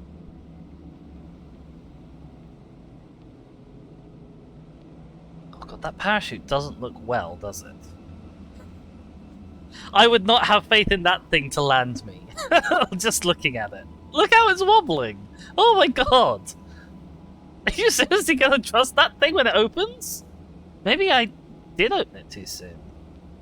Maybe it is gonna just rip off. We're 3,000 meters up and we still don't have full opening on the parachute. That's not good.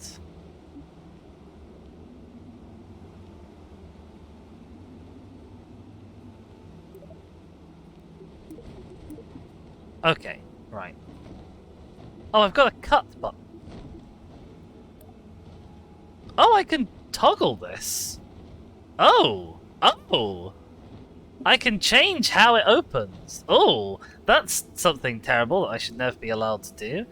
Because this is a tutorial, and I can leave anytime I like, I can also do that.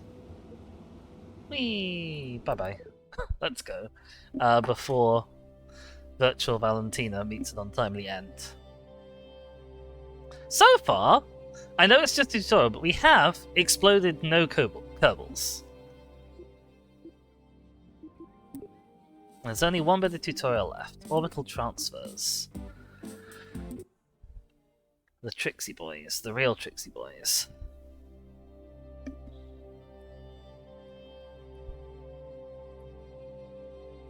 Have I been muted for ages? Have I? I think I might have been muted for a while. I'm not sure how long. Orbital transfers. No? Okay, fine. As you know, the faster you go, the higher your That's orbit good. gets. If you get moving fast enough, your orbit is the orbit of some other object, like a moon or a planet. The closest celestial body to Kerbin is the Mun. If you're looking for somewhere else to fly a rocket, the Mun is a good choice. The real trick to getting there is timing your departure so that the Mun captures your vehicle at its highest point. If you mistime your departure, you may miss the Mun entirely, which creates a lot of paperwork. Let's assume you've left at the right time and the Mun is there to meet you. As your vessel approaches the Mun, it enters a zone in which the Mun's gravitational influence on your orbit is stronger than Kerbin's. This zone is called the Mun's sphere of influence. You've had to go very quickly to escape Kerbin's gravity, much too fast for the Mun's low gravity to capture you. If you don't slow down, your vehicle will speed past the Mun and be flung farther into space. Remember what I said about paperwork? Once you're in the Mun's gravity well, the best way to slow down is to fire your engines backwards until your trajectory becomes a nice, stable orbit. Now you're a moon of the Mun. Ha! Okay, what is with this pronunciation of the word moon or mun? What is this? They've taken the umlaut off, is what they've done. This is a disaster. Okay, I'm definitely never calling it the Mun, ever. We're going to the moon. And we will never speak of this again. You don't recall an umlaut? There's definitely an umlaut on that word.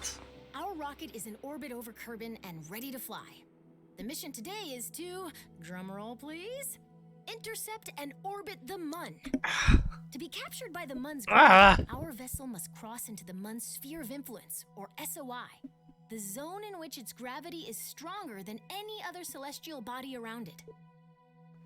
Sure. We're going to create a maneuver plan to figure out when and how long we need to fire our engines to intercept the Mun. Yes, technically, if you wanted to pronounce it moon, it should be. I think with the U umlaut, it was more like Mern. But like, it's definitely not Mun. I can promise you, it's not Mun. Enter map view by pressing M. Great. Now here's a new trick. We can select any object as a target in map view. Targeting gives us useful information and enables new tools. Once we've targeted a celestial body or other object in space, our maneuver will provide closest pass and plane angle information. This can be very helpful for meeting up with someone. Might be a bit or much for new something in players, but space. okay. Boomer says, I always read Mun. Well, yes. Right now, our camera is following our vessel as it orbits Kerbin. Let's adjust our camera until we can see the Mun. Then, right-click to target it. Boop. Set target. We want to place this maneuver plan with two things in mind. First, the Mun is in motion. We can't aim our spacecraft where the Mun is right now. Instead, we have to aim where the Mun will be after our vehicle has coasted all the way from Kerbin. Boomer says, are we Mandela affecting? Did he die in prison in your reality? I don't think so. I am going to open Firefox and find out. So the game is going to just kind of sit for a sec while I double check. It may just be that I watched one too many Scott Manley videos, and he always, obviously being very Scottish, pronounces it with a very sort of long Scottish oo sound. Right.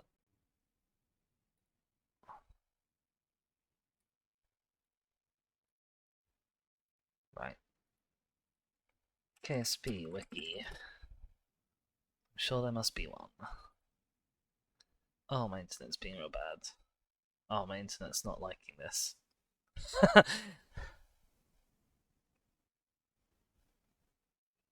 Kerbin.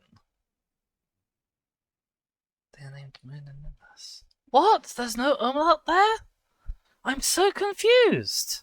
I could have sworn there was an umlaut there. What? Am I going mad? I'm going totally mad. Ah, okay. Right. Okay. Here's what it is. Hang on a sec. Right.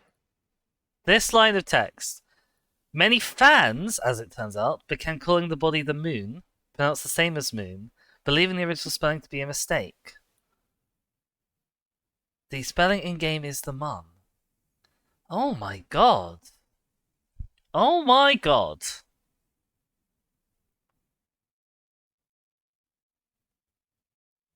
Ah, okay. In the title screen, a lander has the words moon or bust with the umlaut.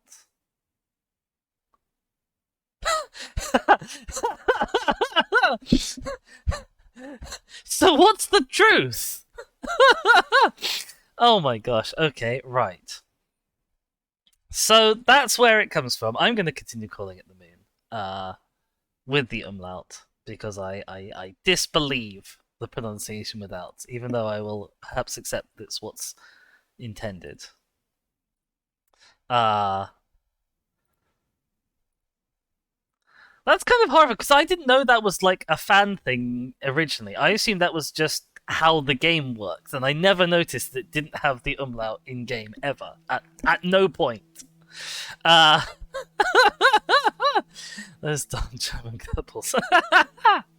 Right. I want to place this maneuver plan with two things in mind. First, the moon is in motion. We can't aim our spacecraft where the moon is right now. Instead, we have to aim where the moon will be after our vehicle has coasted from Kerbin. Second, remember how increasing velocity raises the opposite side of our orbit? Since we're placing this maneuver plan where we intend to start our burn, we should place it on the opposite side of Kerbin from where we intend to intercept the mun. I'm guessing that's roughly where we are, because we're in a tutorial. Placing a maneuver plan usually involves making a best guess, and then fiddling with the maneuver until you get an intercept. Fortunately, you've got a crack navigator with you today. By my calculations, we'll want to put our maneuver here. Oh, okay. We've actually coasted past it a bit. Open the context menu by left-clicking the point near the periapsis. Do you mean this point? It's not near the periapsis, but okay. Left-clicking. That's normal click.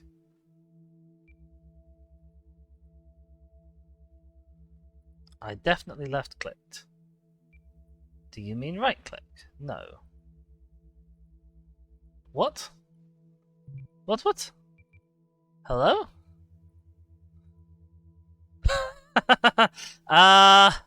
Game?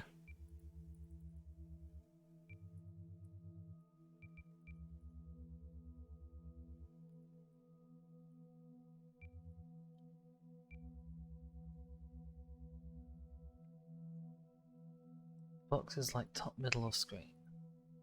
Where? Hang on. I'm not seeing anything.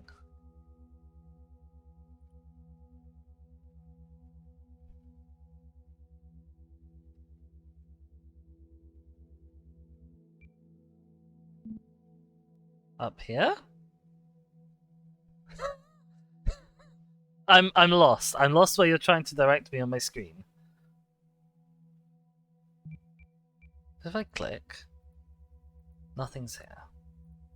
Nothing appears when I click.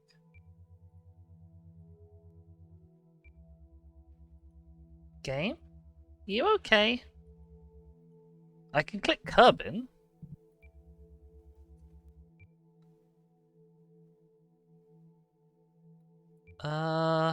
Is it because I'm in time slowdown? Oh, okay, right.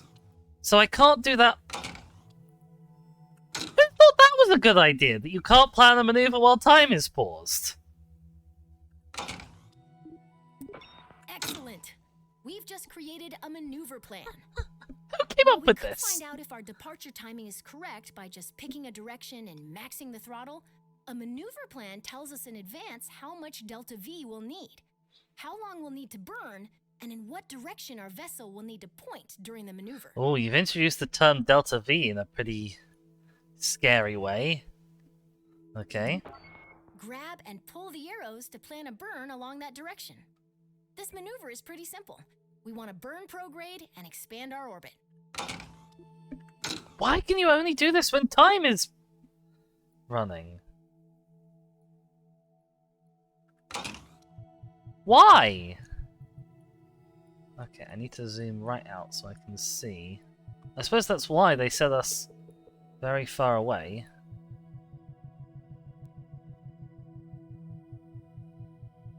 Right. Nice! That maneuver event towards the end of your trajectory is exactly what we're looking for. It tells that if we execute this plan, we'll intercept the Mun. Right. Okay, so what it's showing us is we're going to go from the... Which line are we on currently? We're going to go from the yellow line that we're on currently. They really need to pick better colours from this. We're going to change from that yellow line that has become a brown line into a new yellow line, right? Which will become a brown line, and then we enter this new yellow line, which will be our final orbit at the end. Okay, and I can't tweak this while I'm paused. What? Oh my god. Sure. If a maneuver looks right, but we're not getting the intercept we expect, we can change the starting position of the maneuver by grabbing and dragging the middle of the maneuver plan along our orbit. It's very common to refine a maneuver plan by adjusting both the position of the maneuver and the direction of the planned burn. And this is why I don't like having not super much time to, like, plan things out. Okay.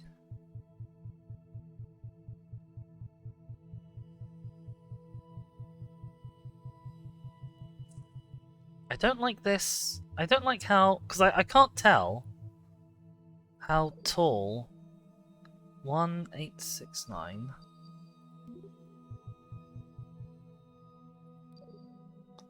1864...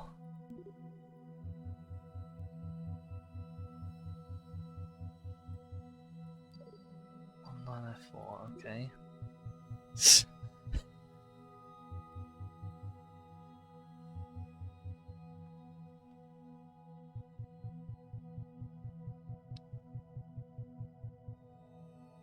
So I could just burn loads and use all of my fuel and do that, but if I want to, I can... Oh, here we go.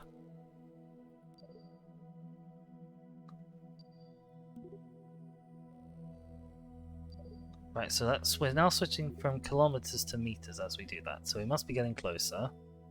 Okay. No, I didn't want to do that.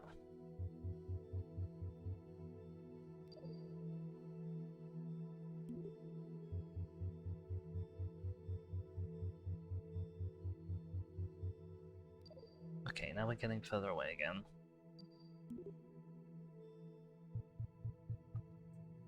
This is very annoying. I think it thinks I'm trying to click on this when I'm not. Hang on. How do I delete a maneuver? No, I didn't want to do that. How do you delete a maneuver? Bin. Start a new maneuver.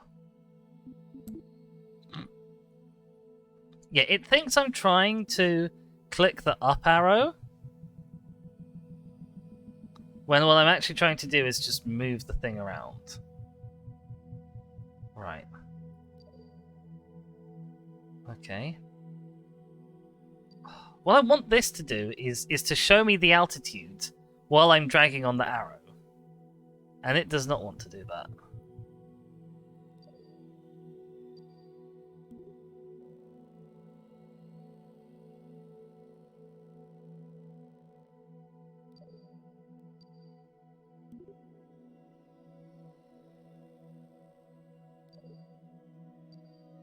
Okay, that's about as good as we're gonna get, I reckon. theoretically, there's a thing called a free return trajectory, where, like, after you've intercepted, it brings you back so that your periaps on return ends up being like inside the atmosphere. So this at the moment, no, I wanna.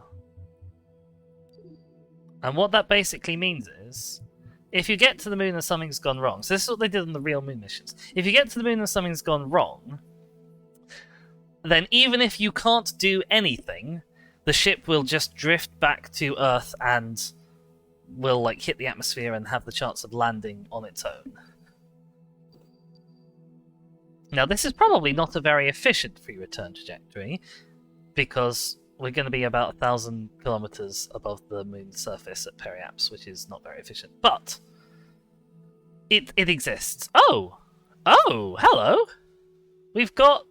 I assume this is telling us where we will enter and leave the moon's sphere of influence. That's cool. That's a nice little UI touch. I don't like this bit of the UI so much overall. In KSP1, like, all the different sections of your orbit would have different colors, so it was easy to tell which one was which. The maneuver system wasn't any easier to deal with, though.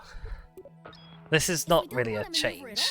We can delete the plan, either by right-clicking the gizmo and selecting delete, or through the burn timer. Oh! Hello, I didn't know that was there. That's nice. Maneuvers are invaluable when leaving Kerbin. Feel free to come back and practice anytime. Oh wait, we're not going to do the maneuver? Okay, fine. Fine.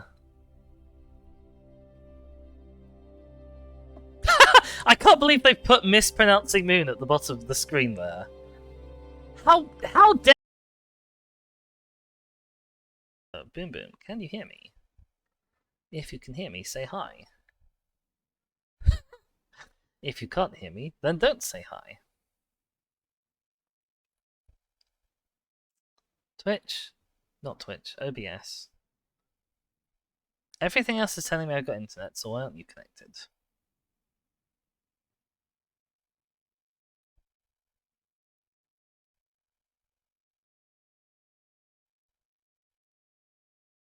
God damn it, OBS. I'm gonna have to load up bloody Twitch just to see if I'm actually connected or not. Forgive me, this is falling under technical difficulties section of the stream. We back? Okay, we did get lost then, and we are now back. That's good to know in theory. I was getting conflicting information. Oh god, shut up. Bloody Twitch. I was getting conflicting information from different sources as to whether I was still connected or not.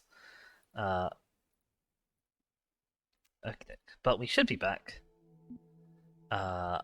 It's basically just telling us we have a burn timer.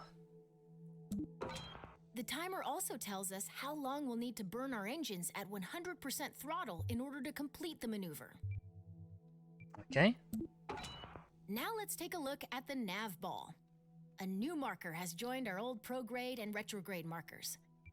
This is called a maneuver Oh, marker, okay, and it this shows us one. the orientation of our planned maneuver. We'll want to make sure that this marker is in the center of our nav ball during our maneuver burn. Luckily, we can aim at this maneuver marker by selecting the maneuver button on your SAS controls. Boomer says the game took the mickey out of you for mispronouncing moon and it crashed the stream. Rude! Now your vehicle is properly oriented. And through the magic of SAS and more math than I'd like to admit, our vessel is properly oriented. We're still far from our planned burn, so let's speed things up. While we could rely on our reflexes to time warp at the perfect moment, a less stressful alternative is warping to a specific point in our orbit. See this button? Select it to warp automatically to the moment before our maneuver begins. The moment before the maneuver begins, you say. So I need to warp here and then immediately hit Z. Departure burn, here we come. Are you going to pause the time for me, Paige? What do we think? Great! We've exited just before our maneuver burn, and I've paused the simulation once more. After we select continue, It's like a minute before the remember burn, to but wait okay. until the countdown reaches 0. Then we'll go full throttle until our burn timer reaches 0. Then cut the throttle quickly to avoid overshooting our target. I'm glad that they've added like a calculator for the duration of the burn now. That is actually a massive improvement to the maneuver system, because before it just kind of told you the time till the middle of the maneuver, and you had to kind of guess how long the maneuver was going to take and start your burn a bit early and then pray. Okay, get ready to hit the throttle. Okay. Oh, countdown's making me anxious.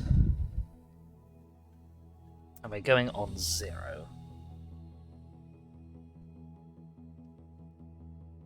Oh my god, I've required Delta V, that's nice. 9, 8, 7, 6, 5, 4, 3, 2, 1. Oh my god, it has a little thing! Watch the burn timer. We want to stop our burn once it reaches 0. It gives you little traffic lights. That's awesome. I may have panic hit the X button, but I think the game corrected it for me. So it gives you a countdown here, and there's a bar going down. Is this going to count down again for me? Okay, so the maneuvers are a bit less stressful now, which is nice. Or at least a little bit less imprecise and wibbly.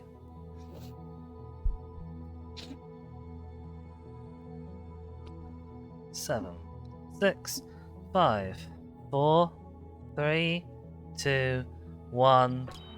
Everything's looking great. Cut the throttle. You cut me off. We've got a second to go, Paige. But fine. Great work. You've successfully executed a maneuver, and now we're on our way to the Mun. Okay, presumably I want to get rid of that. I like explosions too, but now isn't the time to start your burn. Let's try again. What?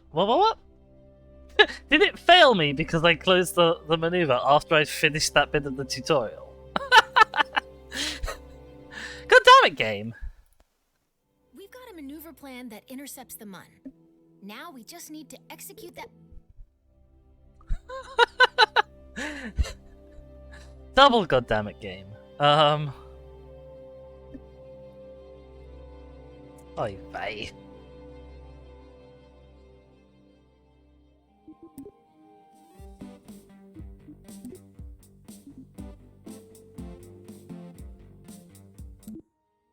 I think it is genuinely marking me off as having not finished this. Even though I did completely finish it, and it told me I was done with it. Game! You're killing me!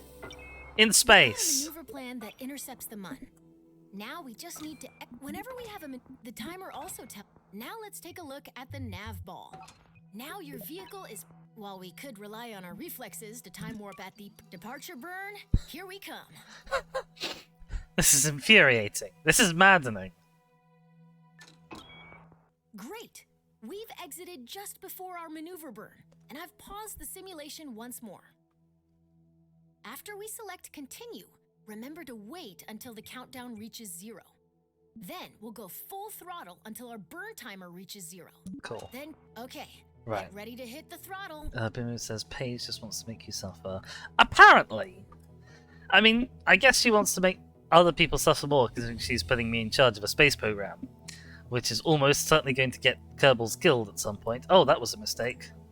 That was not the button I wanted to press. 8, 7, 6, 5, 4, 3, 2, 1, go! Watch the burn timer. We want to stop our burn once it reaches 0.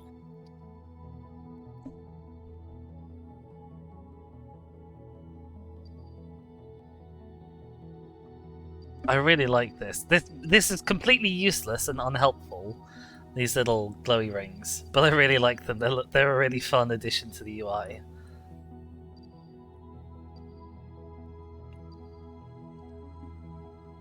$16, $15, $14, $13, $12, $11, $10, $9, $8, 7, 6, 5, 4, 3, 2, 1. Everything's looking great. Cut the throttle. Great work! You've successfully executed a maneuver, and now we're on our way to the Mun. Okay. Tutorial complete. Next. Can't believe it didn't mark the tutorial as complete after saying tutorial complete. I'm so cross. I'm so cross. Imagine if I'd blown up like one of my other ships when I was mucking about and had to do another tutorial again as well. But don't let the weight fool you. We're now moving faster than any Kerbal has ever flown before. When we enter the Mun's sphere of influence, we'll be going way too fast for the Mun's gravity to capture our vehicle. Uh-huh. Oh, look, there it orbit is. the Mun, we'll need to burn retrograde once we're inside its SOI, or sphere of influence. This will slow us down enough to keep us from being whipped into interplanetary space. Sure. Map view. Let's start by time warping until we're within the Mun's sphere of influence. That's the sphere within which the Mun It's like is the the 1,000 primary times gravitational time influence warp. on your vehicle. Okay. Let's get a little farewell, Kerbin. We'll miss you. Oh, I get very spooked going at super high time warps.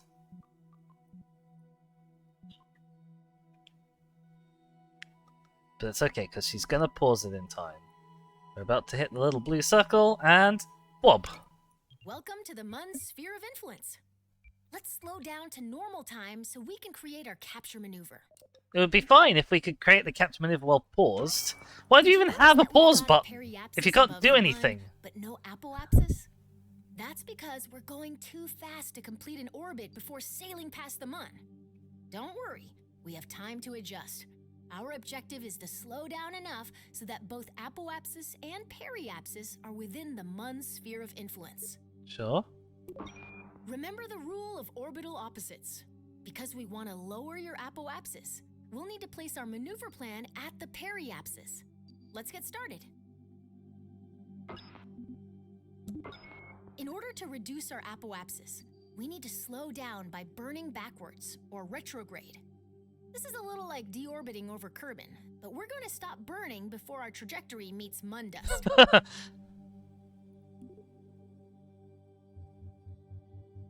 Oh my god. Things spinning around. Oh, I think we were actually planned for a double encounter with the moon there. Yeah, look. At this point, we're going to leave the moon's sphere of influence, and then we're going to come back with, I think, a very slightly different periapsis. Huh, that's fun.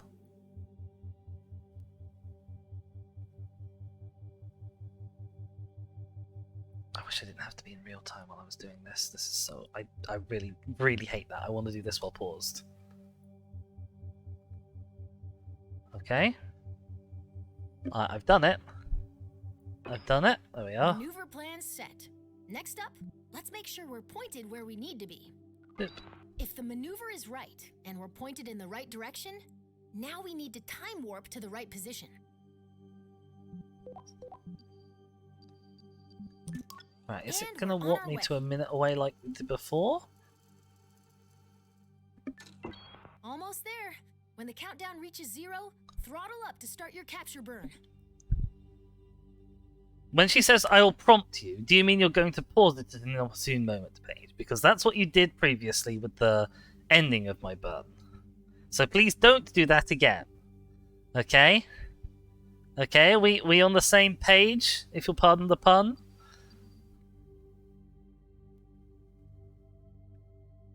Oh, I missed the periapsis by a very small amount. That's a shame. 9, 8, 7, 6, 5, 4, 3, 2, 1. Gun. Gun? Go and Keep burn. burning until the burn timer reaches 0. 3, 2, 1. Stop. Shut fantastic. That was Whoa. some fancy flying. Looks to me like you're about ready to try this for real.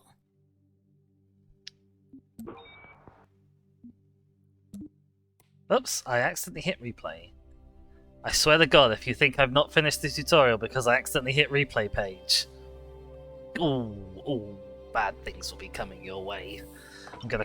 It's going to take a while to Shut up. Shut up, okay? Please. I think that's me done with the tutorials. Unless she disagrees. Which is fine. I feel like we're missing... Yeah, okay. I feel like we're missing an important tutorial for spaceflight, which is landing when you can't use a parachute. That feels like something that I shouldn't just be left to achieve on my own devices. But hey, it's fine, probably. Alright, we've got about an hour left of stream time. I guess I'm gonna try and throw together a rocket and see where I can get it to? Question mark? Right. Tin can. Well, this is like the default thing for Kerbal Space Program, but I feel like almost all manned space flights have more than one person on board. So I find it really weird that this is the default instead of, say, the gumball, which is what I would have picked as the default. Oh wow, we're actually building something in like my colours now, aren't we? This might look hideous. Oh, that's the wrong size. What size are you? You're MD, are you? Okay, that's definitely not actually MD sized, is it? That's very clearly a completely different profile.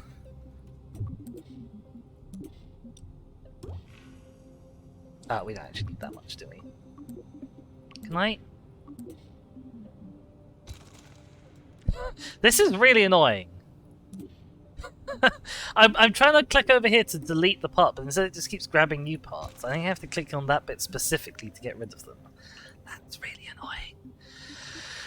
Okay, what have we got? We need a parachute.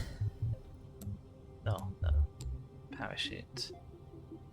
Do we not have a medium parachute? Or a medium nose cone parachute specifically? That seems like a bad idea. But okay. I guess I'll put something else on the front. Oh no, I don't want I want a small size parachute. How can you be a small and a radial mount? If you're a radial mount, then you're not any size at all. Bloody game. There we go. Small size radial parachute. This is going to be such an ugly rocket. Oh my god. Then we need a decoupler. Medium sized decoupler.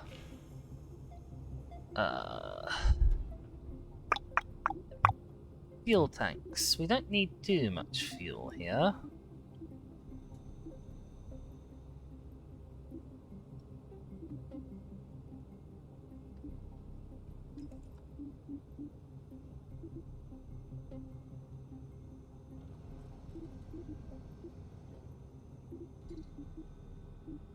Oh, we have hydrogen now.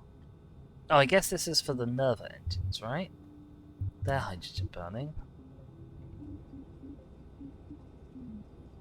Yeah, okay. I see. Sure, let's grab... Nope, that's the wrong size. Let's grab like a smallish one like that. That's probably too much fuel, to be honest, but we're gonna go with it. We're gonna over-engineer this bad boy a little bit, because that's the Kerbal way of doing things. We're gonna build a rocket first, and then decide where it can go later.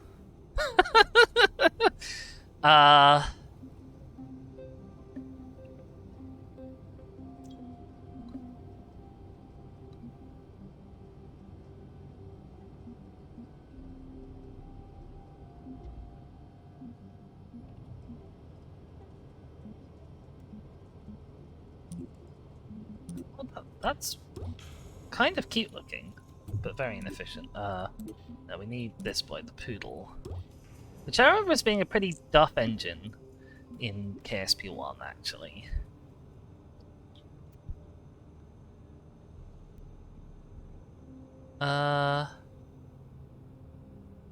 So this guy has an ISP in a vacuum of 340, which is actually only slightly better than the Aerospike. The Aerospike has Vacuum thrust of 170. This has a slightly better thrust.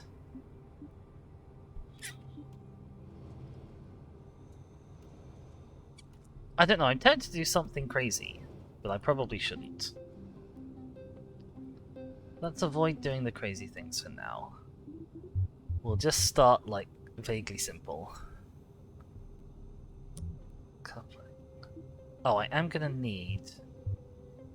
let's see... Structures, payloads... What's payloads? This is a fairing. Cargo bay. Hold cargo and Kerbal. Oh, I see. Okay, and we've got cabins for holding people. We've got a truss. Can hold whatever you like for as long as you like.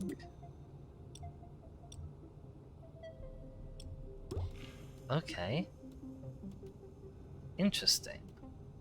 I'm not sure what the advantage of this is over a cargo bay, because a cargo bay can obviously close. But sure. Who says better for the head of lettuce? Right, where am I looking? Stability, maybe? Thermal, disperse and protect against. Communication, utility. Stabilizer. Fantastic. This thing, the command modules have small amounts of RCS on them, right? Not RCS, they have wheels on them, don't they?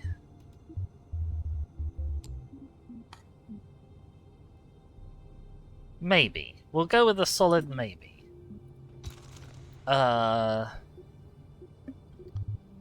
Battery, perhaps? Anything that looks like a battery?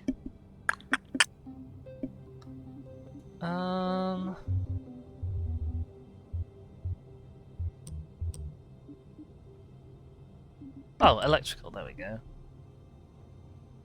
Says, don't think this kind does. Okay, well, we'll just use this then, and if we can't control ourselves during final descents, then I'm sure the parachute will be enough.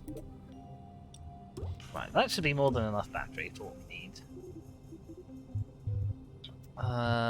We need solar panels. Do the controls. Yes, okay, so the old hotkeys for... Okay. The old hotkeys for symmetry kind of work a little bit.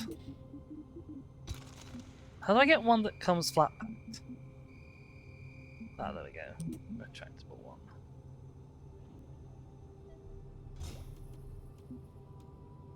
That... Okay, that's a window, I see. I was like, why is there a hole in my rocket? It's a window, it's supposed to be there. Oh, okay. Right, let's put the solar panels a little further down then, I guess. That's probably everything we need on that.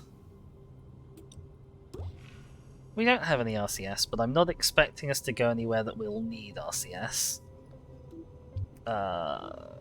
Can I copy a part by pressing, like, C, for example? No. Uh-oh, I gotta sneeze.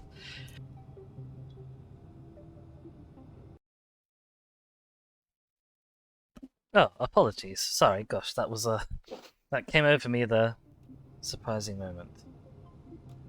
What was I looking for? I was looking for a coupler. Decoupler. Right, another medium stack separator.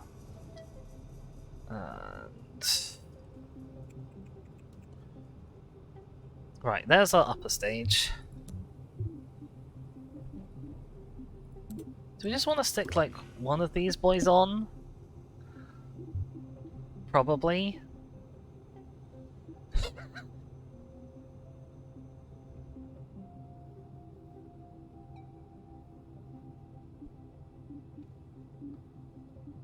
That's probably fine.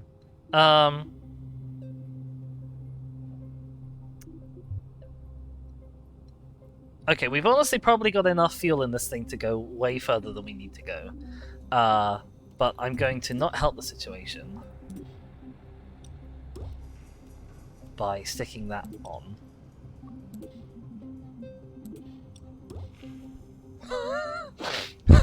This is fine. This is fine. Engines. Oh, there's no engine that conforms to this type, I guess. Okay, in which case we'll take that off. Go back to fuel tanks. We'll realise we've got hold of a thing that we didn't want to have hold of. We'll have like a medium-sized one. And then we'll have an inverter. This is fine. This is definitely how you build rockets. Honestly, the skipper is probably enough.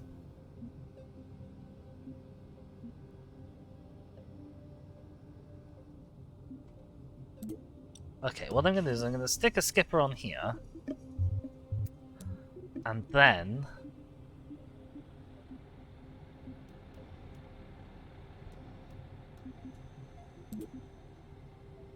I'm going to upset everyone. Oh, there's no, like, snap.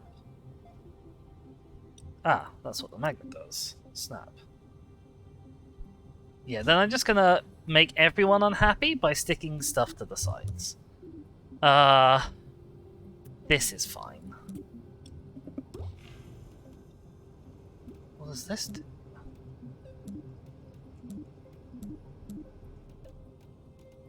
I don't know what these icons do. Oh no, I don't need to stick them to the sides. I need a radial decoupler. No. Let's go for a large.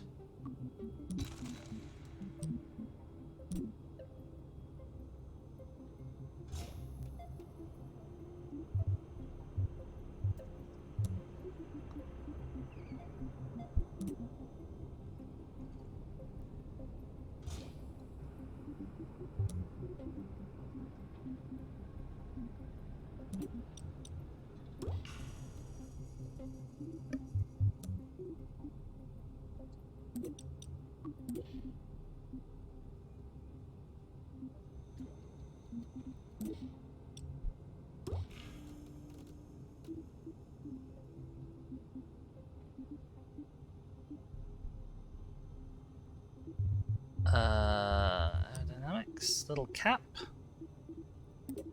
Something like that, there we go. Lovely jubbly. And in an ideal world, we might have fuel lines. What do you reckon? Do you reckon they've implemented fuel lines? Oh, they have! Oh, we can do onion staging. Ooh. Haha!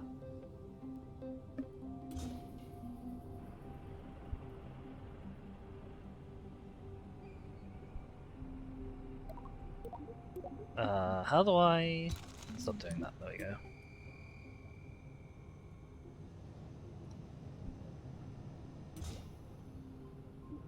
Oh, actually, this is so big. Well, there really is no easy way to stop doing a fuel line once you started doing a fuel line, is there?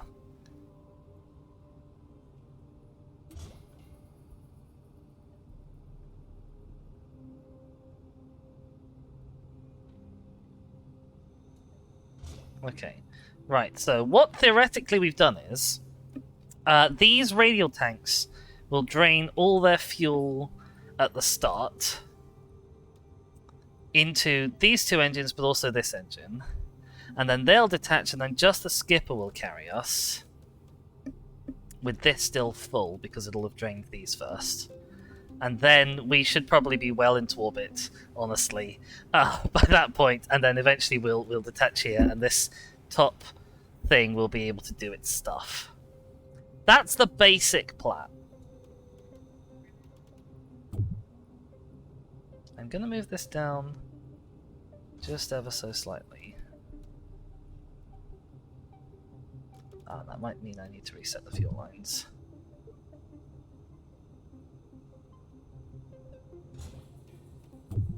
I'll get rid of them because they're doing something weird that I don't like.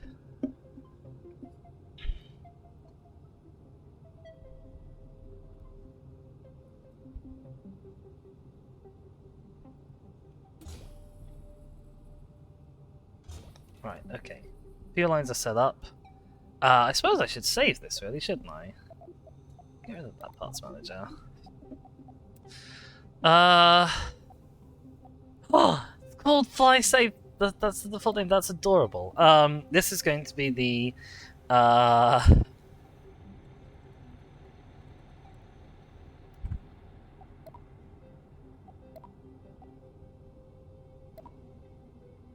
sure. And I think we could just launch, right? Yeah, this'll be fine. Probably, maybe. We've got enough stuff here to go to orbit. The only problem is if this skipper is not up to the task of carrying this weight of rocket, which might be a problem.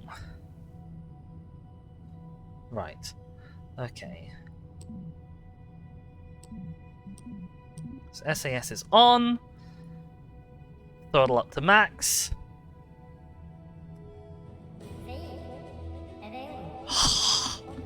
The countdown.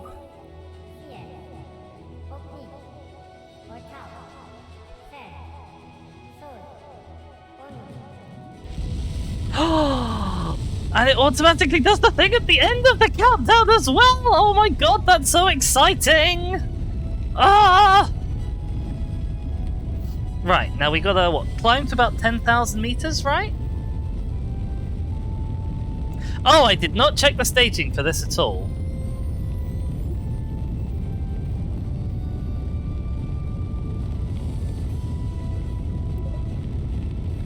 I don't know how to turn it on. Activate. There we go, that's fine. Moo says it's probably fine.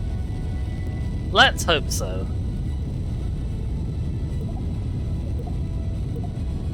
Okay, I don't know how to check it for its fuel content in flight.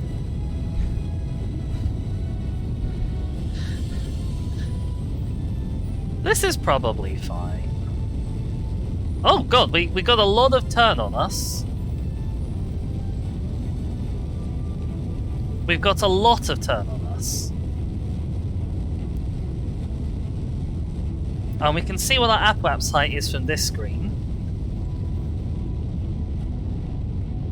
So our apoapse is already edging. Oh my god. Okay, staging went well. Separation confirmed. Apoapsis is nearly out of the atmosphere. I feel like the game isn't running very well, but that's fine. Apoapsis is now out of the atmosphere. Not very far out of the atmosphere, but it is.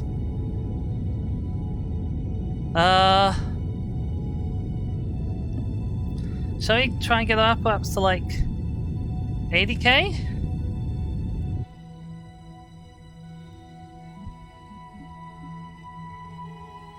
That's probably fine.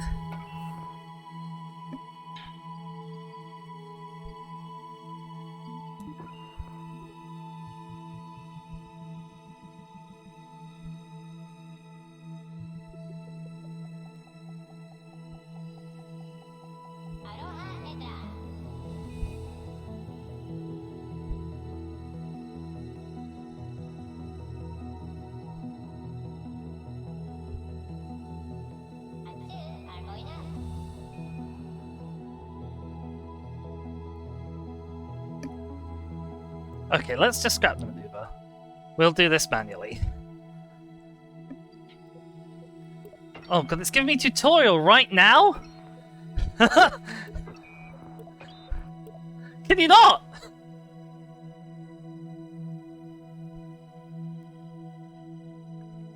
Right, okay. We're just gonna set ourselves down so that we're pointing horizonwards.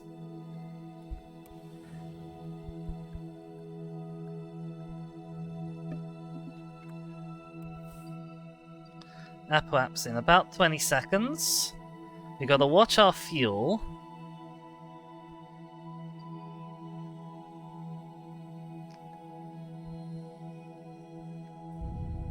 Okay. We might not have as much power to rate ratio as we like.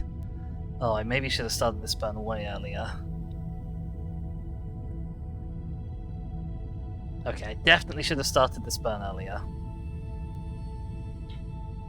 Our thrust to weight ratio is not good. So when I said about 50% of staging problems happen here, mission failures happen here, the other 50% happen with this kind of thing, basically. Yeah, I need to point up, which is inefficient, but we've got loads of fuel, so long as I can keep raising our periaps...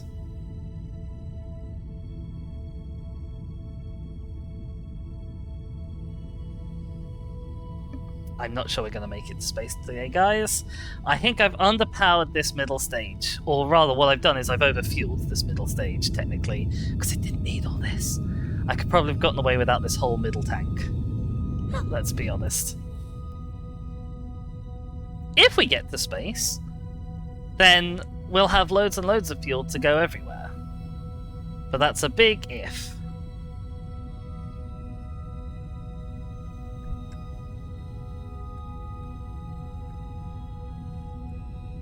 Nope, I'm going the wrong way. That's not the problem. I need to be going there.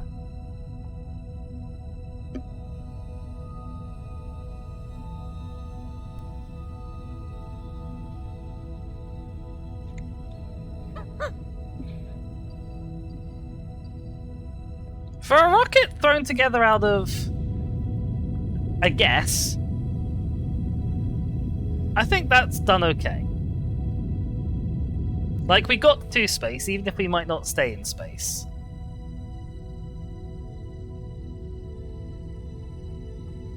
Oh, our apoapsis is going up again. That's good.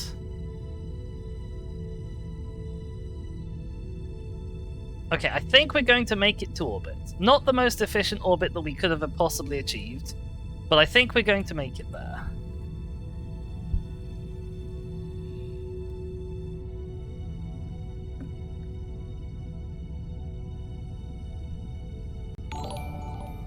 Oh, we have a new follow that I can't currently look at. Hang on a sec. Oh, we're in space. Hello, we had a new follow. Who was that? Oh, I'm sorry, I missed you. But thank you so much for the follow, whoever you are. It'll be a little bit tricky for me to find out, but make yourself known in chat, perhaps. Okay, see, now we have a different problem. That different problem is now our apoapsis is out here. Our periaps is down here back in the atmosphere. So what we kind of need to do is the thing that we're not really supposed to do, which is burn like upwards, and that'll shift these two figures a bit so that our periaps comes... Whoopsies. Whoa, okay. Okay, oh, that's because this is trying to do stuff. So our periaps comes up out of the atmosphere, ideally. And it's going to make our apoapsis go crazy. Okay. Right. Oh, we actually re-entered the atmosphere. That's what the problem was. Alright, we have a first-time chat from Snake Halvane. Morning all, how goes KSP2? KSP2 goes fairly okay, to be honest. So I did all the tutorials, and then I built this monstrosity of a thing, which was way not powerful enough for how much fuel I have with this skipper engine. Which was a slight problem. But we have made it to space. And we're even about to make it to orbit as soon as I get to the apoapsis. Our apoapsis is a bit high, honestly.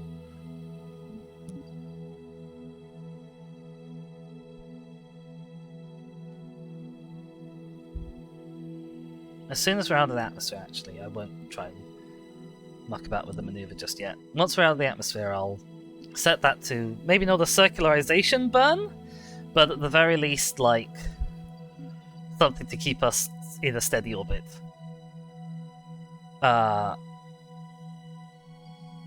Actually, what I might do to be super duper, like, sneaky is I might jettison this stage when we get there. Oh, we have a Keffel. Welcome, Keffel. We got 100 dizzies. Oh, is that the 100th follower? That's nice. That's excellent news. Snake Helvane says, I'm at the point where suddenly send Kraus to Duna, veteran of the original. I also played the original quite a bit, but it was a long time ago, and I feel like I've forgotten most of it. If not all.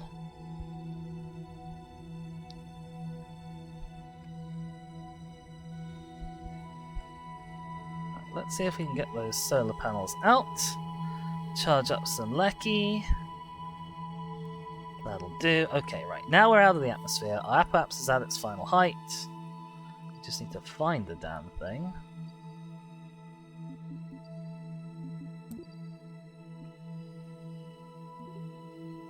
We need to burn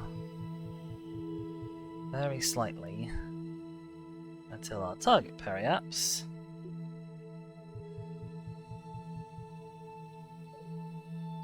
is out of the atmosphere. That'll do. Okay. So let's set our SAS up, pointing at the maneuver. So Snake Helvane, I'm quite curious. I've not actually zoomed out yet on this. Is the solar system the same? Ike, Moho, Gilly. I'm not sure why this says Gilly and not Eve. What happened to Eve? Is Eve just in the middle and I can't quite get it easily, I guess? Perhaps.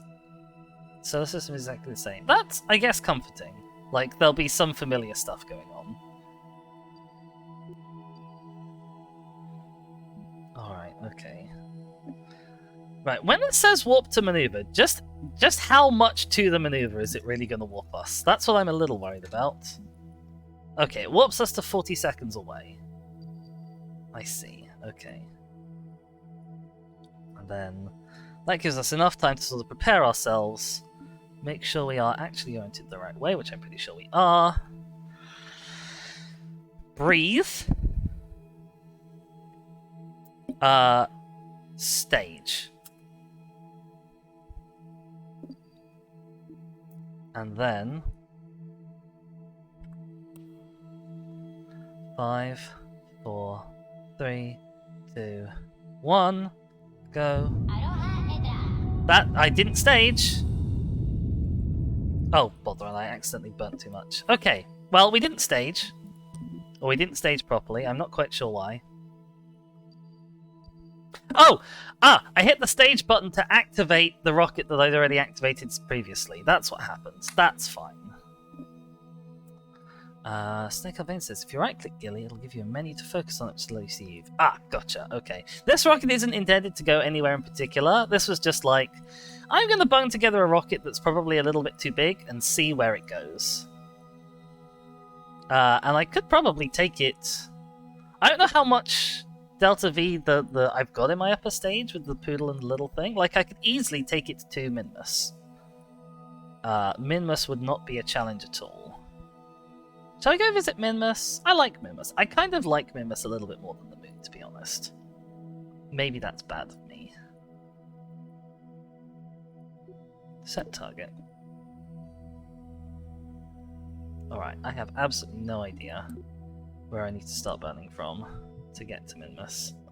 So I'm just going to start by picking a point. And then getting it out to about the right distance.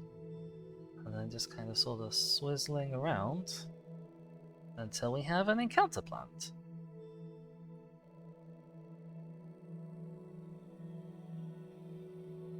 Oh, that's not an encounter, that's me leaving the system.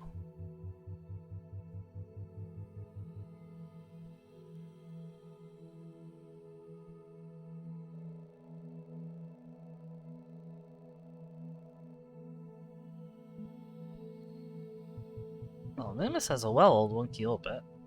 Hello, I got something there. That might have been a moon encounter. That's a moon encounter. That's not what we're looking for.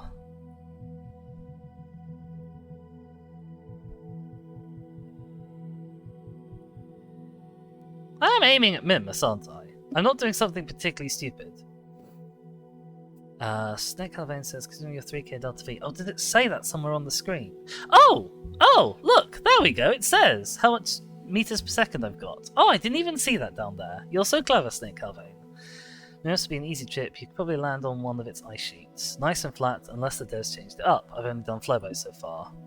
Well, currently the aiming is causing me more problems than the delta V. Why do you go crazy like that? Is my sphere of influence like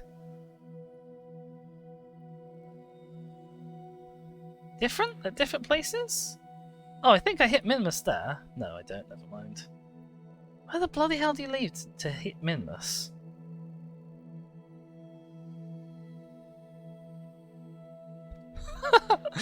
I'm very bad at this game. I don't know if anyone can tell. Look, I don't want to go crazy. I just want to go to this little moon. I just want to find this little moon.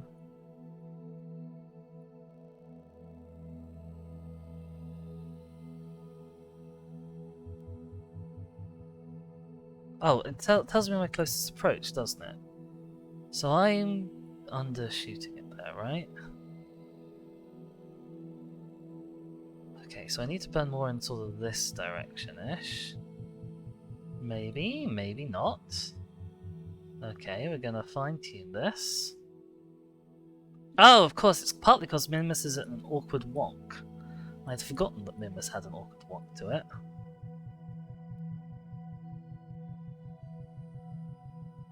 Am I burning the right way? I think this is the right way.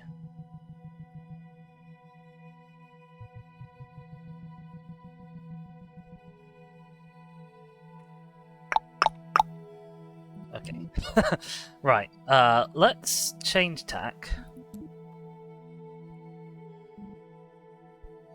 And create just a burn that adjusts our orbital inclination. Right?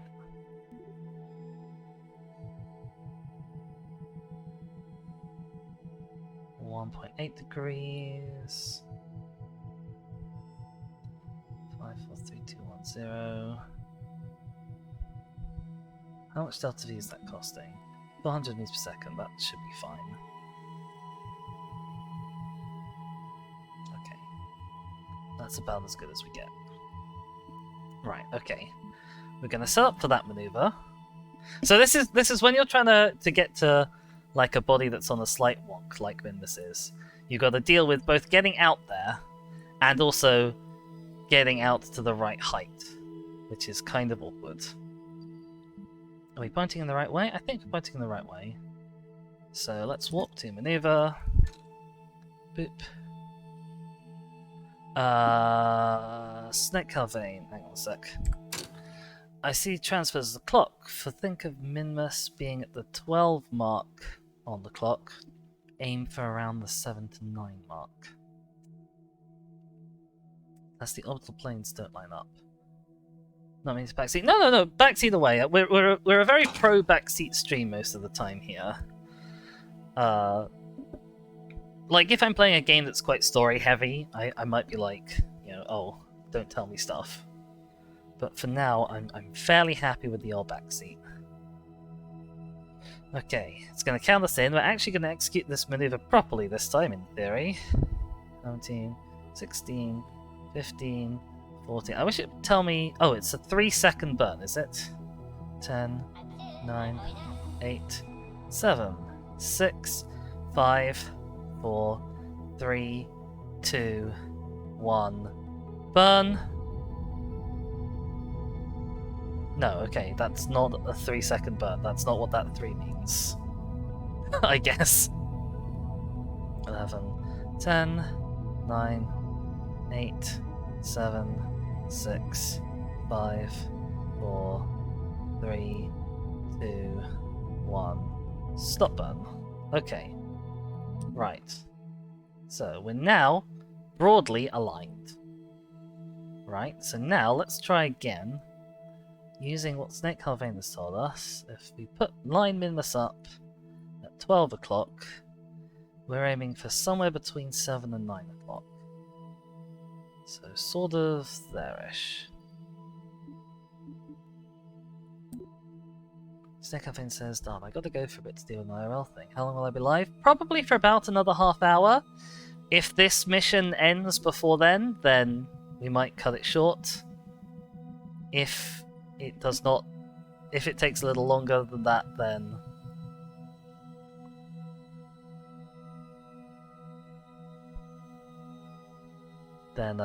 we'll be going a little bit longer. But normally around 12 to 3 is when I stream. Okay, well that didn't work at all.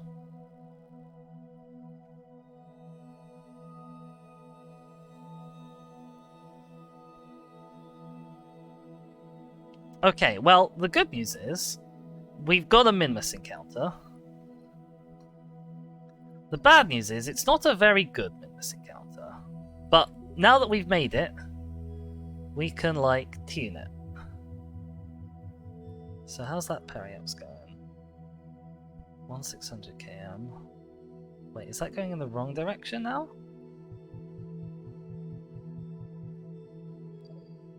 Yeah, okay. That's a bit better. How much delta V is that? 823. Is this telling me the delta V of this stage? Or the delta V of my rocket in total? I guess we'll find out when I lose all my fuel mid-thing and have to adjust. That's probably fine. Okay, so if I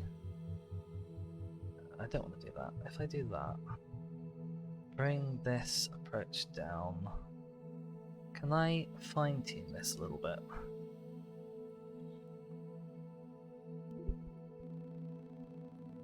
How does that affect it? That makes it worse. Oh, that means I miss it entirely.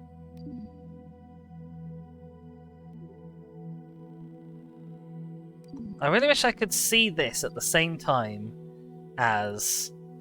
see this number at the same time as dragging this around. Because then I would know what I was doing.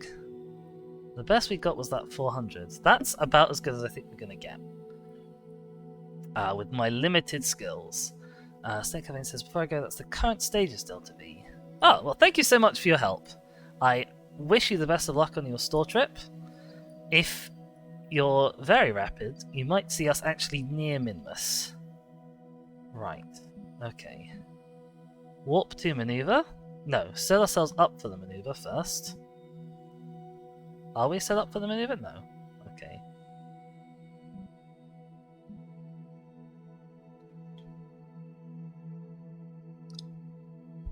How are we doing for electric charge? We're doing fine. Do we actually still have our solar panels on? I realise I've been burning with the solar panels out, which sometimes isn't a good idea. Because if you burn too hard, then your solar panels will just, like... the things holding the solar panels together are not very strong. So if you apply a huge force down here, then sometimes it just, like, breaks itself off from the solar panels. And if you have the solar panels out while you're traveling through atmosphere, you might as well not have them. Like, they are a stiff breeze will take them down. All right, okay. No, I'm actually going to be in staging view for this because I. Right. Okay, we're 40 seconds away. We're lined up for a burn. Okay, the new maneuver planner. Although the maneuvers are annoying to set up, this burn timer down here is way better than anything that was in the original game. We're actually going to retract these. I like the little voice lines as well. Oh, I didn't set up anyone else in, did I? I only brought one Kerbal in my 3 Kerbal spaceship. For 3, 2, 1, bing. Oh, I'm gonna have the stage halfway through this, I think, is what it's saying. Maybe. I'm not sure why this says required Delta V 809, and this is going down at a different rate to that. But it's probably fine.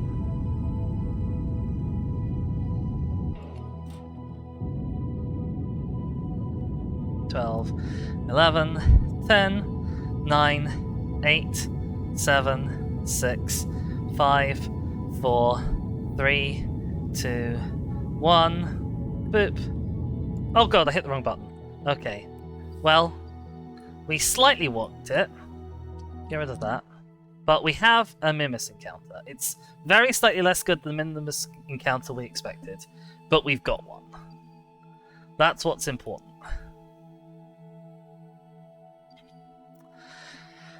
Okay, now all that's really left to do is find minmus in the sky. Where is minmus currently? Minmus is just over the horizon.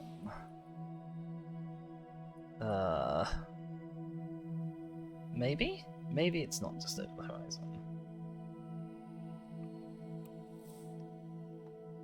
From my ship, look at horizon. Minmus should be a little bit above it. Look at horizon in direction of travel. I can't see it. That's fine. We're gonna ramp up time. Presumably at some point we'll be able to see minmus.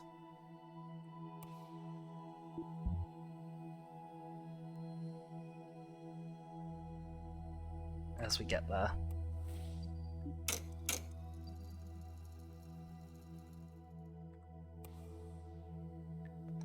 What the bloody hell is this moon we're going towards?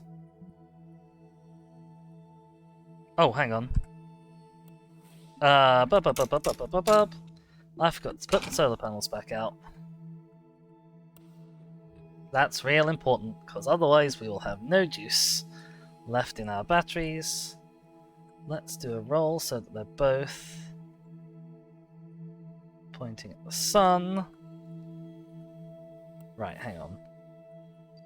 So the sun behind us, minmus ahead of us. So if I'm looking from the direction of the sun... No, I absolutely cannot see this moon for the life of me. That's fine. We'll just warp until we're close. Oh yeah, there's our booster. We've already created our first bit of space junk.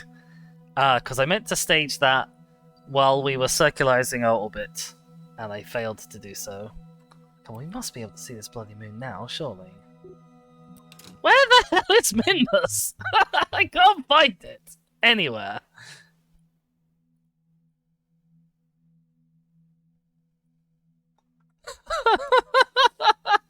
I genuinely have that. So we've got the moon there, Kerbin there. Where is this little rock?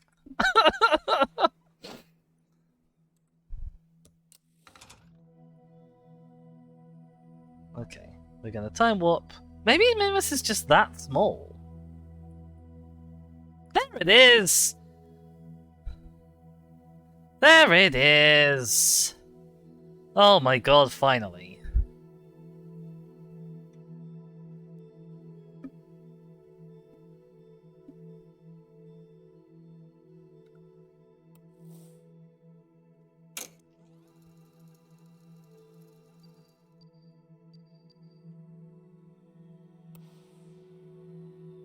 Where did he go? Where did he go?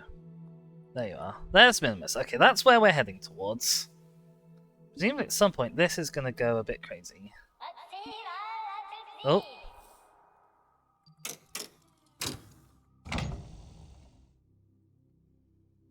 Did we make it?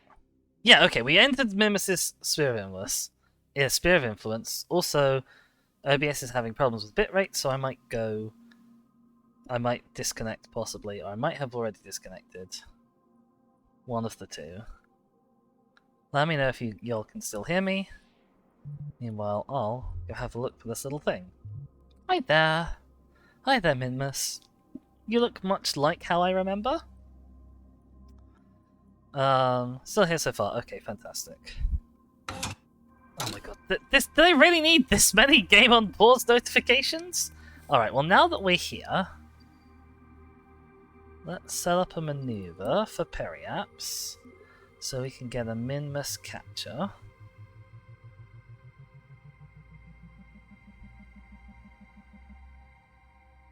A minmus capture? Ideally? There we go, there's a minmus capture. We only need circle.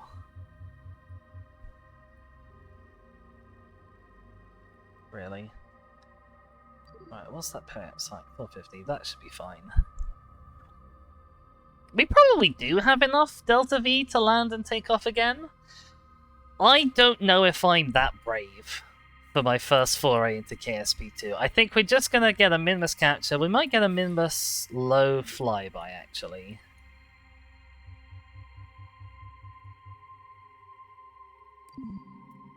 $55,000 meters. That's pretty high up.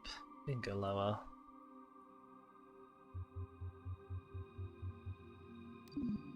$15,000 meters. That's a good start. That's a good start. Okay, once our ship is lined up. Hello? Ship? Oh, we're in time warp. Still. Okay, ship, line itself up. Okay, one of our solar panels is not seeing the sun anymore.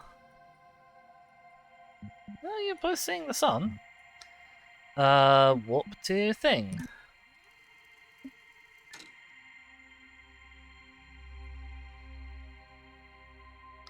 Right, we're 40 seconds away. This is interesting. I don't know why this is currently... Okay, this color scheme is bugged, but it's fine, because we can still do the countdown just on the time.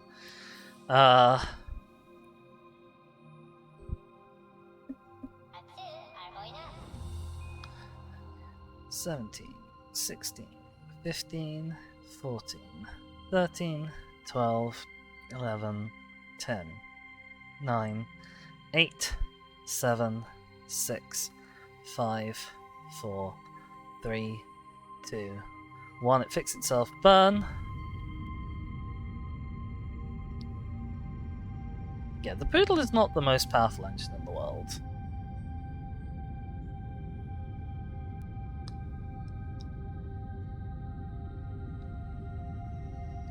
I don't know if it's powerful enough to land on.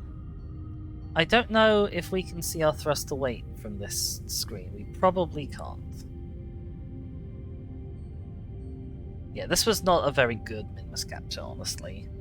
We're spending a lot of unnecessary Delta V to, like, get us in.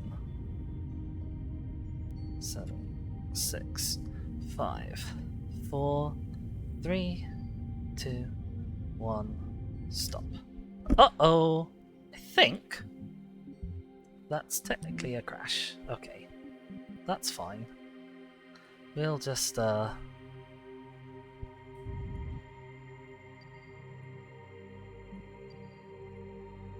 Okay, that's too much. We're gonna fine-tune this just a little bit. Okay?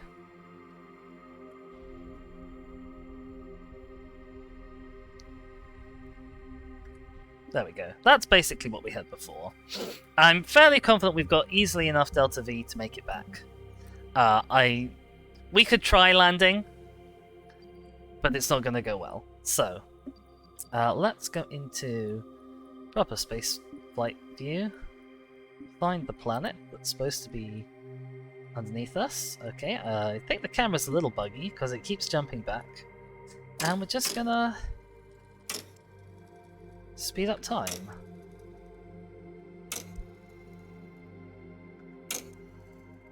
Until we just kind of drift slowly down towards the moon. Oh, are we gonna see the dark side? Oh, that's no fun. We are seeing the dark side. We've got no idea what minmus looks like from this flypast. Right,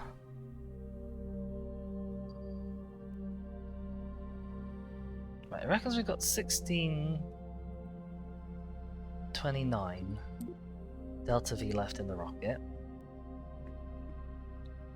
How much is it going to cost us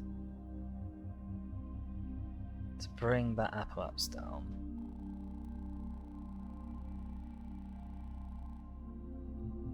Theoretically, not very much. Okay, let's do it then. Let's line ourselves up. Skip to the maneuver. Can't see our spaceship at all.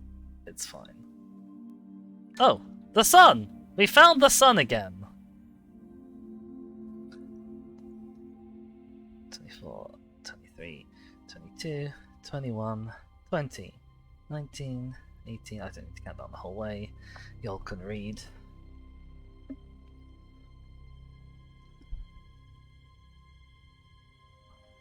Eight, 7, 6, 5, 4, 3, 2, 1. Burn. Fantastic. Circularization achieved! Okay, so now we should drift over the light side of the moon and get a proper look. Get a good look.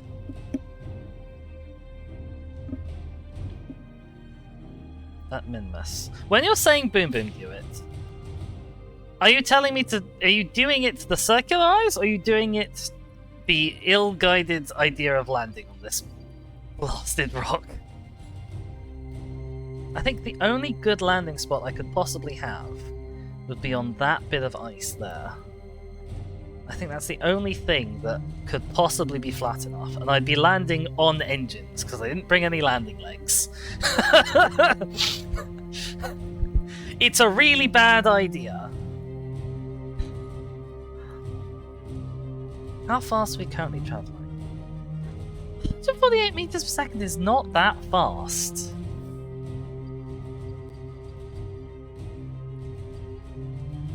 If landing is an option. I don't think landing is an option. It's just a case of Boom Boom whether you want to consign Bill Kerman to either death or eternity stranded on a rocky moon quite a long distance from home. If you're happy to sign off on that, then I will try and bring us in for a land.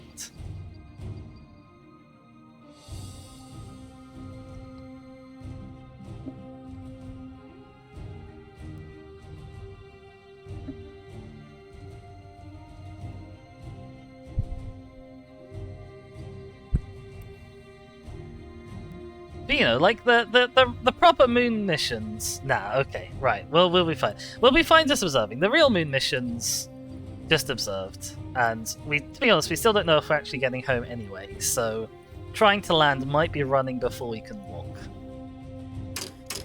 Let's speed up time for a proper orbit of this boy. Get right out into the light. Let's not torture him eternally. It's really hard to see anything. Either it's in silhouette against the moon, or it's in silhouette against the sun. Oh, okay. We've lowered our time warp at this height.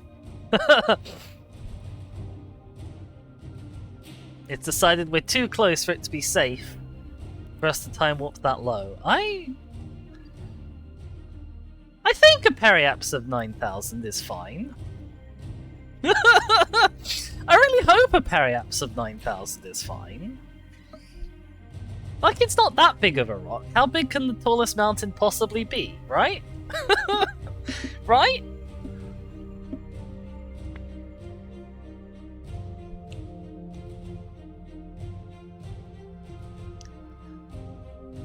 How far are we above the ground?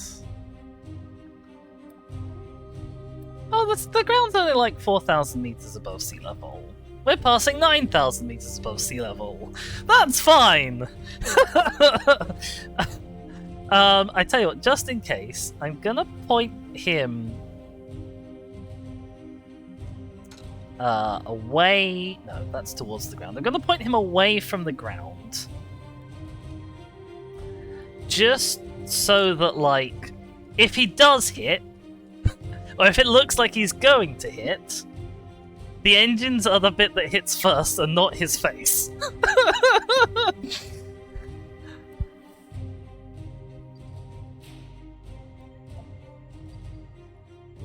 I mean, from here, it looks like we're going to miss the moon by quite a margin. And we're probably getting some lovely data. Oh, you know what I can do? I can take him out? Oh, I need to set the time warp down. Ba-ba-ba-da! Your Kerbal is now outside of your vehicle doing EVA. You can move them around. He also has a jetpack. There's no tethers in this game, so if I let go, like, he will just drift away into space until I jetpack him back. I also don't know what the button is for let go. Oh, it helpfully tells me. There is also a button for quick saving somewhere.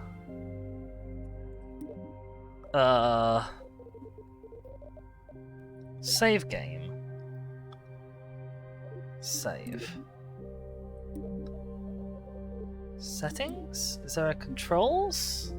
No, okay, I have no idea what the button for quick save is. It's probably F5, but that might be quick load. Okay, I don't think anything happened.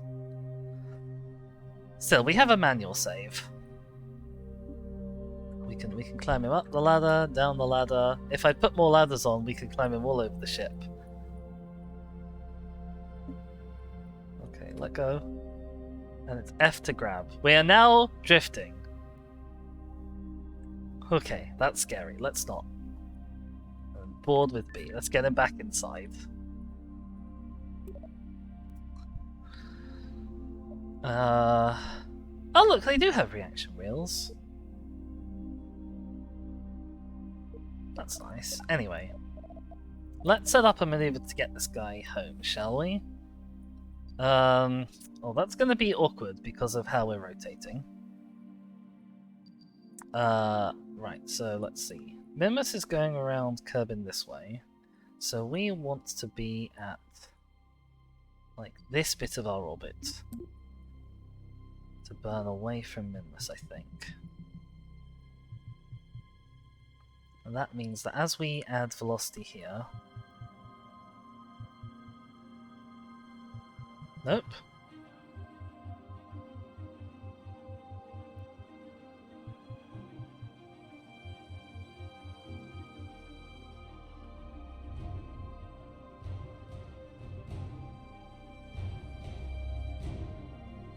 Give it a bit of a turn. Right, what's our periaps there? 36,000 kilometers. No.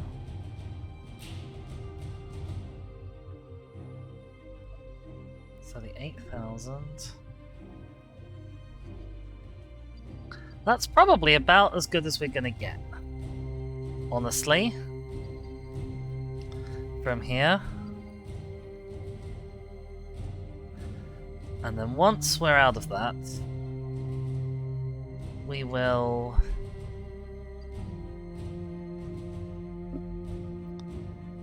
see about bringing that in a bit lower.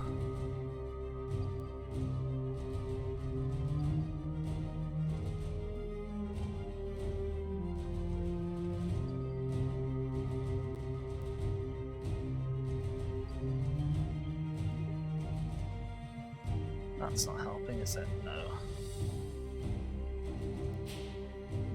Alright. Let's get set up for the maneuver. Theoretically, this only takes 66 delta V. Somehow I doubt it. I don't think that calculator is working quite correctly. But we're all set up. Let's time warp to the maneuver. Oh, the time warp's a little bit slow because we're so close to the surface. Game? Can I have some more time warp? I don't have all day to sit here waiting for this, you know. I should have brought us in this close. I mean, we got a lovely view of the planet. But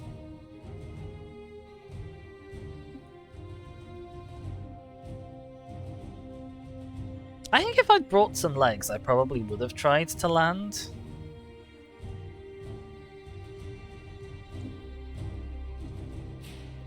Still, don't run before you can walk.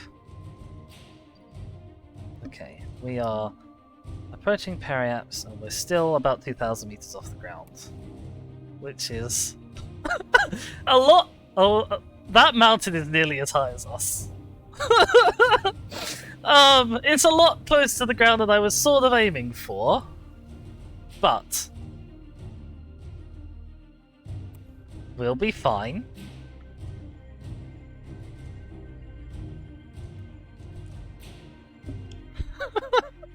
I'd love to warp this faster for you, but it's not within my power to do so. Oh, the music stops when I have a... What happened?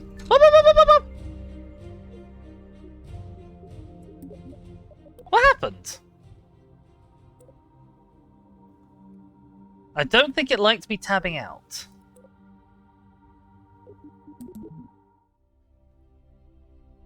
Or possibly it thought that I'd hit the surface when I actually didn't. One of the two. This vehicle's out of fuel? Oh yeah, because I'm controlling the kerbal. Hello?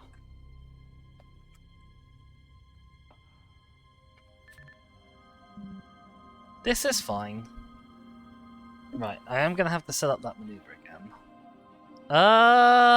Okay, well this is an early access game. So maybe not everything works. Oh. That's my engine.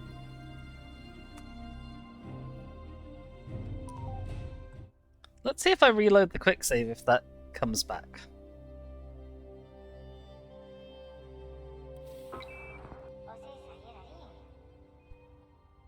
Well, my engine is currently attached.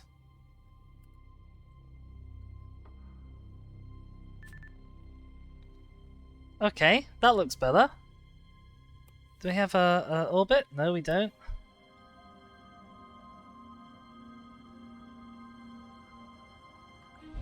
Okay.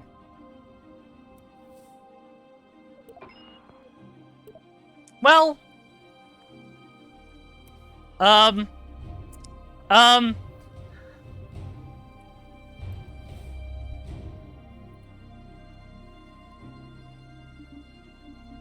Okay, if I focus on this...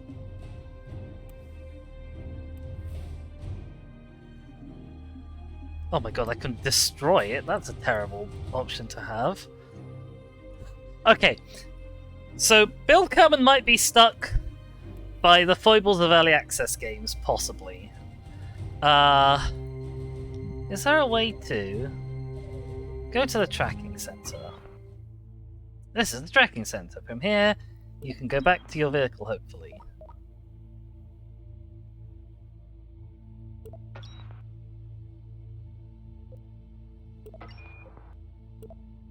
Okay, random experiment. Okay, it thinks I'm landed on Minmus, which isn't great. Which I guess is why it's not showing me information.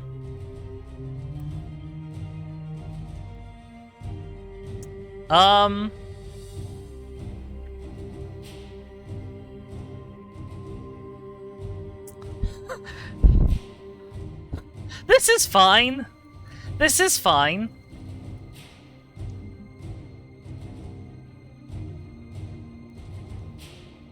If I just burn...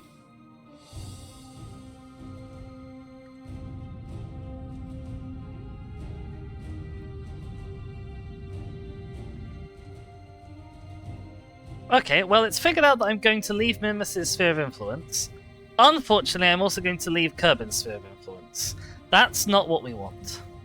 So, let's undo some of that. Right. Hopefully, once we've left Minmus' sphere of influence,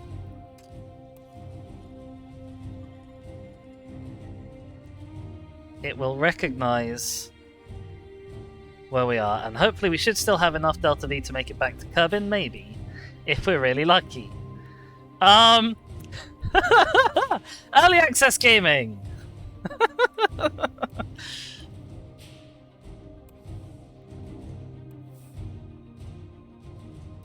There's nothing I can do about this. Because the thing is, You know, let's say that I burn.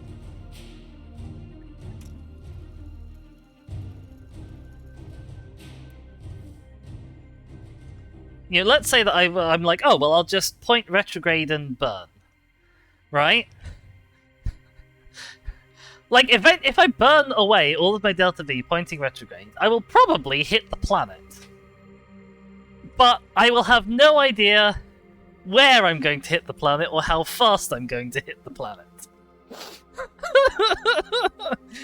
Which is not what we want. What I really need is like a nice, shallow trajectory that brings me into maybe 40,000 meters of Kerbin. And that'll aerobrake me nicely from this super high orbit. And it might take me a couple of passes, but I'll eventually drift down to the surface. Right? That's the plan.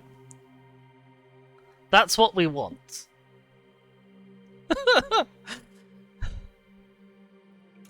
Whoops. Whoops. Well, we're out in space. We're in orbit around Kerbin. Somewhere. Without directions, we have very little chance of bringing him home. Oh no, I can use my periaps meter. That will tell me you... Game! Game, you may have saved Bill Kerman's life by adding in this little thing.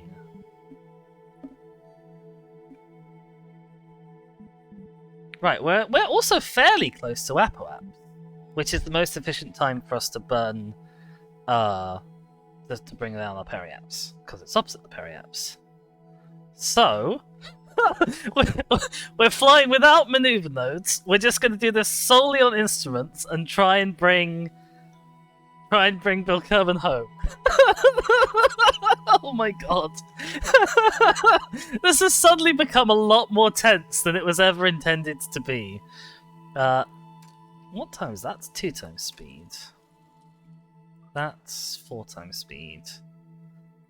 Okay, we'll do 18 times speed just to get us in a little closer.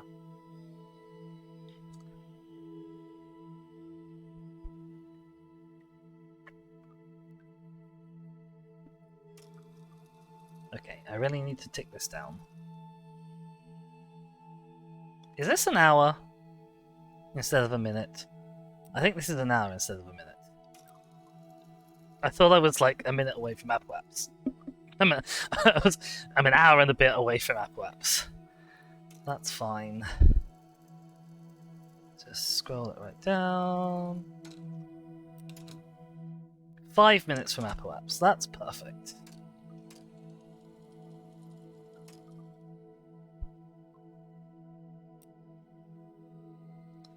Four minutes for Apoaps.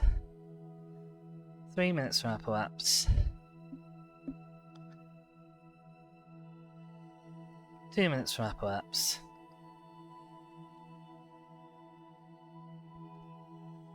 1 and a bit minutes for Apoaps.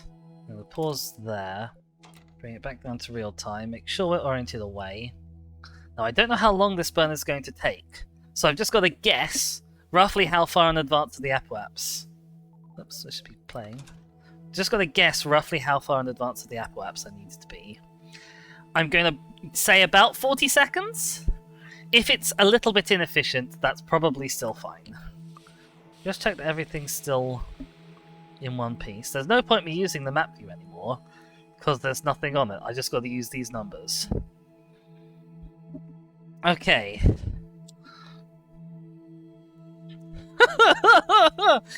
Oh, game. Oh, Bill Kerman, I really hope we're bringing you home, buddy. I really hope we are.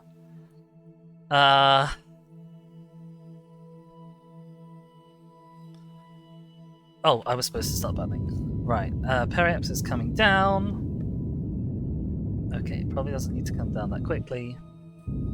Oh, that's too much. That's too much. Okay, hang on. We need to lift that up a bit.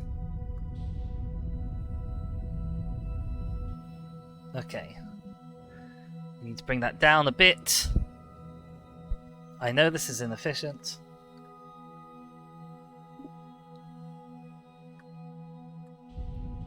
About 40,000 meters. That's probably fine. Oh, this is gonna go so badly. We've got quite a lot of fuel left in this stage. I'm gonna pack away the solar panels when we get closer. We've got quite a lot of fuel left in this stage. I guess what I want to do is burn it when we're about kind of hitting the atmosphere. Right? Right? Probably.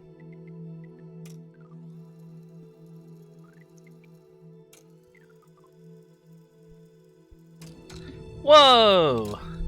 Hello! We found Kerbin! Okay, I sped us up too fast a bit there. Right, we've got to really slow ourselves down as much as we possibly can.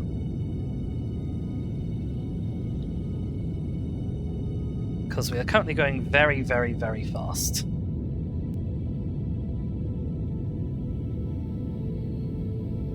But luckily we've got loads of fuel.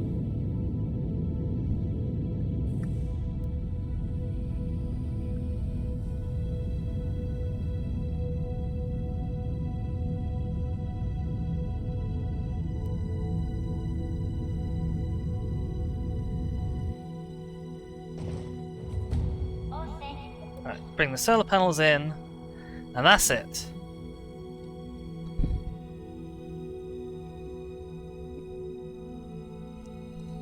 That's it. We are on a landing trajectory now. I gotta pray that I slowed us down enough. I'm worried I might not have. I'm worried that we might still be coming in too hot, because that's very fast. That's very fast.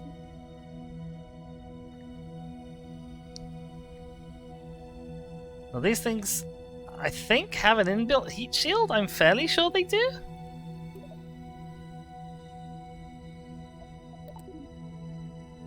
If not, Build Kerbal is going to die in a very fiery way. But I'm pretty sure that these things have an inbuilt heat shield in the bottom. We are currently going up. The ground is getting further away.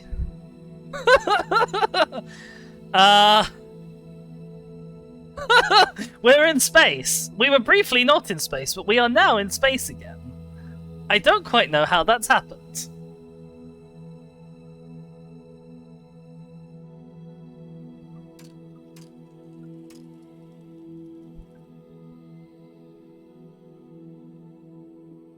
That was not supposed to happen, I will say. I would just like to point that out. Physics. I guess? We're going to coast back up to 172,000 meters. I wish I hadn't ejected that stage now. I would have kept bringing our apoaps down. I really wish I hadn't ejected that stage. I'm really worried that we're going to hit way too fast. Like, our periaps is less than 0, so we are going to hit the ground. It's just kind of a case of how hard. Wait, did I eject that? I ejected the stage because I thought we were going down. And the thing about having the stage on it is that it's really bad for your like aerodynamics. And what we really don't want is to flip this thing around so that it's going in head first. And also, if we do end up going in head first, then the engines will have to shut them off because they'll be plowing us into the ground faster. But we don't want this thing to be going in head first. We want to eject that early because it's not very aerodynamic going backwards. We want it to enter backwards. And we have to eject it moderately early because we need it to be far away from us when we hit enough atmosphere that it'll catch in the atmosphere. Because if we eject it too late, then the other stage can come back and hit us. Which is the worst of all possible worlds.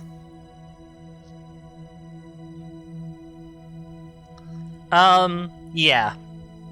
So I may have messed up. I don't quite know what was happening with the whole, like, reverse burning and our apoapsis going up. I don't quite know how that happened. But, I mean, 170,000 meters isn't a terrible distance to be on an orbital re-entry trajectory coming in from. It's just that our orbital re-entry trajectory may be too steep. That's what really concerns me. We do technically, I suppose, have a quick save that we can save scum of him on minmus. If we really want to.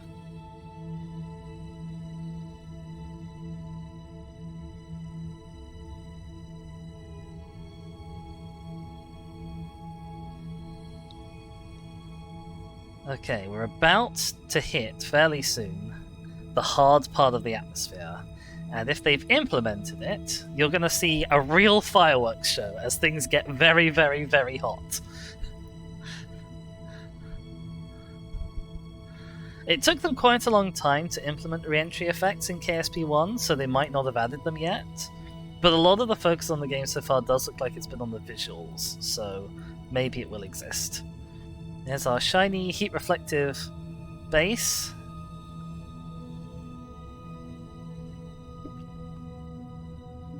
Okie dokie. Okay, our apoapsis is coming down quite a lot, which is good. That means we're slowing down. We're not slowing down quite as much as I necessarily wanted us to be, but we are slowing down. So long as we're still going sideways at this point, that's a really good sign. If we go sideways, we hit more air before we hit the ground, and we want to hit as much air before hitting the ground as possible.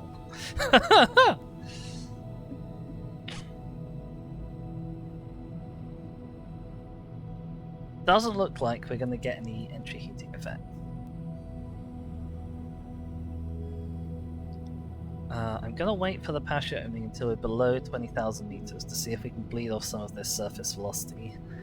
First, I think under 1,000 meters per second, we have a much better chance of our parachute not destroying itself. Okay, here we go. Okay, parachute's not ready yet. We might be going too fast for the parachute still. That's fine. It's not fine. That's good. It's not good. We're also above the mountains, which isn't great. The mountains are the highest part of the ground. Okay, parachute's out. And it's still attached. That's good, because that's going to slow us a lot. Yeah, the mountains are the highest part of the ground, which means we have the least amount of air to hit before we hit ground. They're also the bumpiest part of the ground, which means that if we land, we might, like, slide and roll and then die anyway, which is also not ideal. But the parachute's mostly doing its job. I wish it was doing its job a little faster, because that's still quite a lot of meters per second. And the ground is not very far away. Parachute. I think it opened at, like... Was it like 2,000 meters altitude? Maybe 4,000 meters altitude last time? I can't remember. Either way, Bill Kerman is probably about to pass out from the G-force. Good luck! Good luck, Kerbal!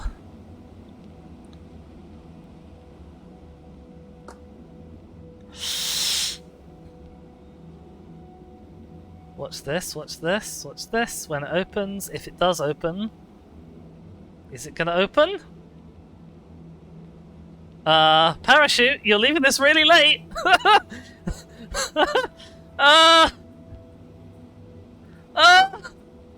Okay, it's opened, it's opened. The G-force didn't quite get to lethal levels. We are slowing. We are slowing. Boo Boo says passing out is better than dying. That's true! That's 100% true. Okay. And we have slowed to, I think, a steady terminal velocity of 9 meters per second, which is still quite fast. But presumably it's a speed that this pod can withstand. Right? Because, I mean, we've only got the pod and, like, one thing. And I'm sure the battery isn't that heavy. Oh, the parachute... Why has the parachute got holes in it? Is it supposed to do that? Is it supposed to have holes in it? Most of this parachute is on the side of the parachute.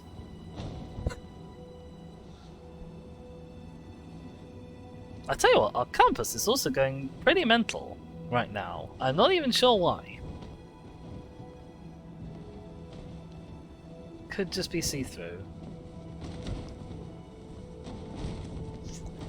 I like your optimism. I don't agree with it. Careful says, I'm pretty sure that is a functional parachute. Well, I mean, we're going to find out. Or we're going to find out in not very long. My Volcano is actually currently experiencing negative G's somehow. That marker is definitely below the midpoint of that zero. Kerbal says, you see, with incredibly heavy loads, if it was a full parachute, the forces would rip it apart. Really? Okay. Boom boom. Well, we're slowing down even more, I guess, as we get to very, very slightly thicker parts of the atmosphere. We can see trees and shadows. So, if Bill doesn't make it, at the very least, his last thoughts will be of home. If he happens to live in these particular mountains. The surface is very pretty. Very pretty. And this is, bear in mind, this is with like everything on medium. The terrain scatter might even be on low. Gov says, at least we can bury his corpse in earth. If he leaves the corpse behind. I think if this thing explodes, then there might not be enough Bill to bury. Okay, well, it was a bit of a rough impact. But we made it. When you recover your vehicle will be recycled, your crew return to KSC.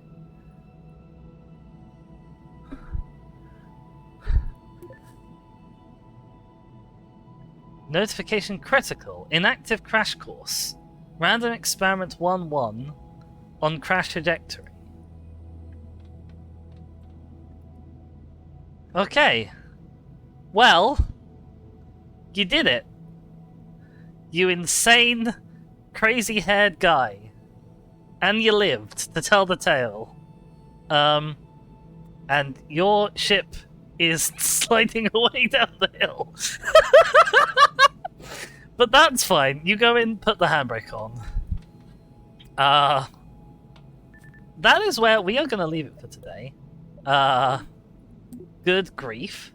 That was an exhilarating experience. Particularly when we lost all navigational controls. But I had a blast. I'm sure I'm going to love this game just as much, if not more, as I loved KSP1. And it was really fun to bring it to you all today. Let's see.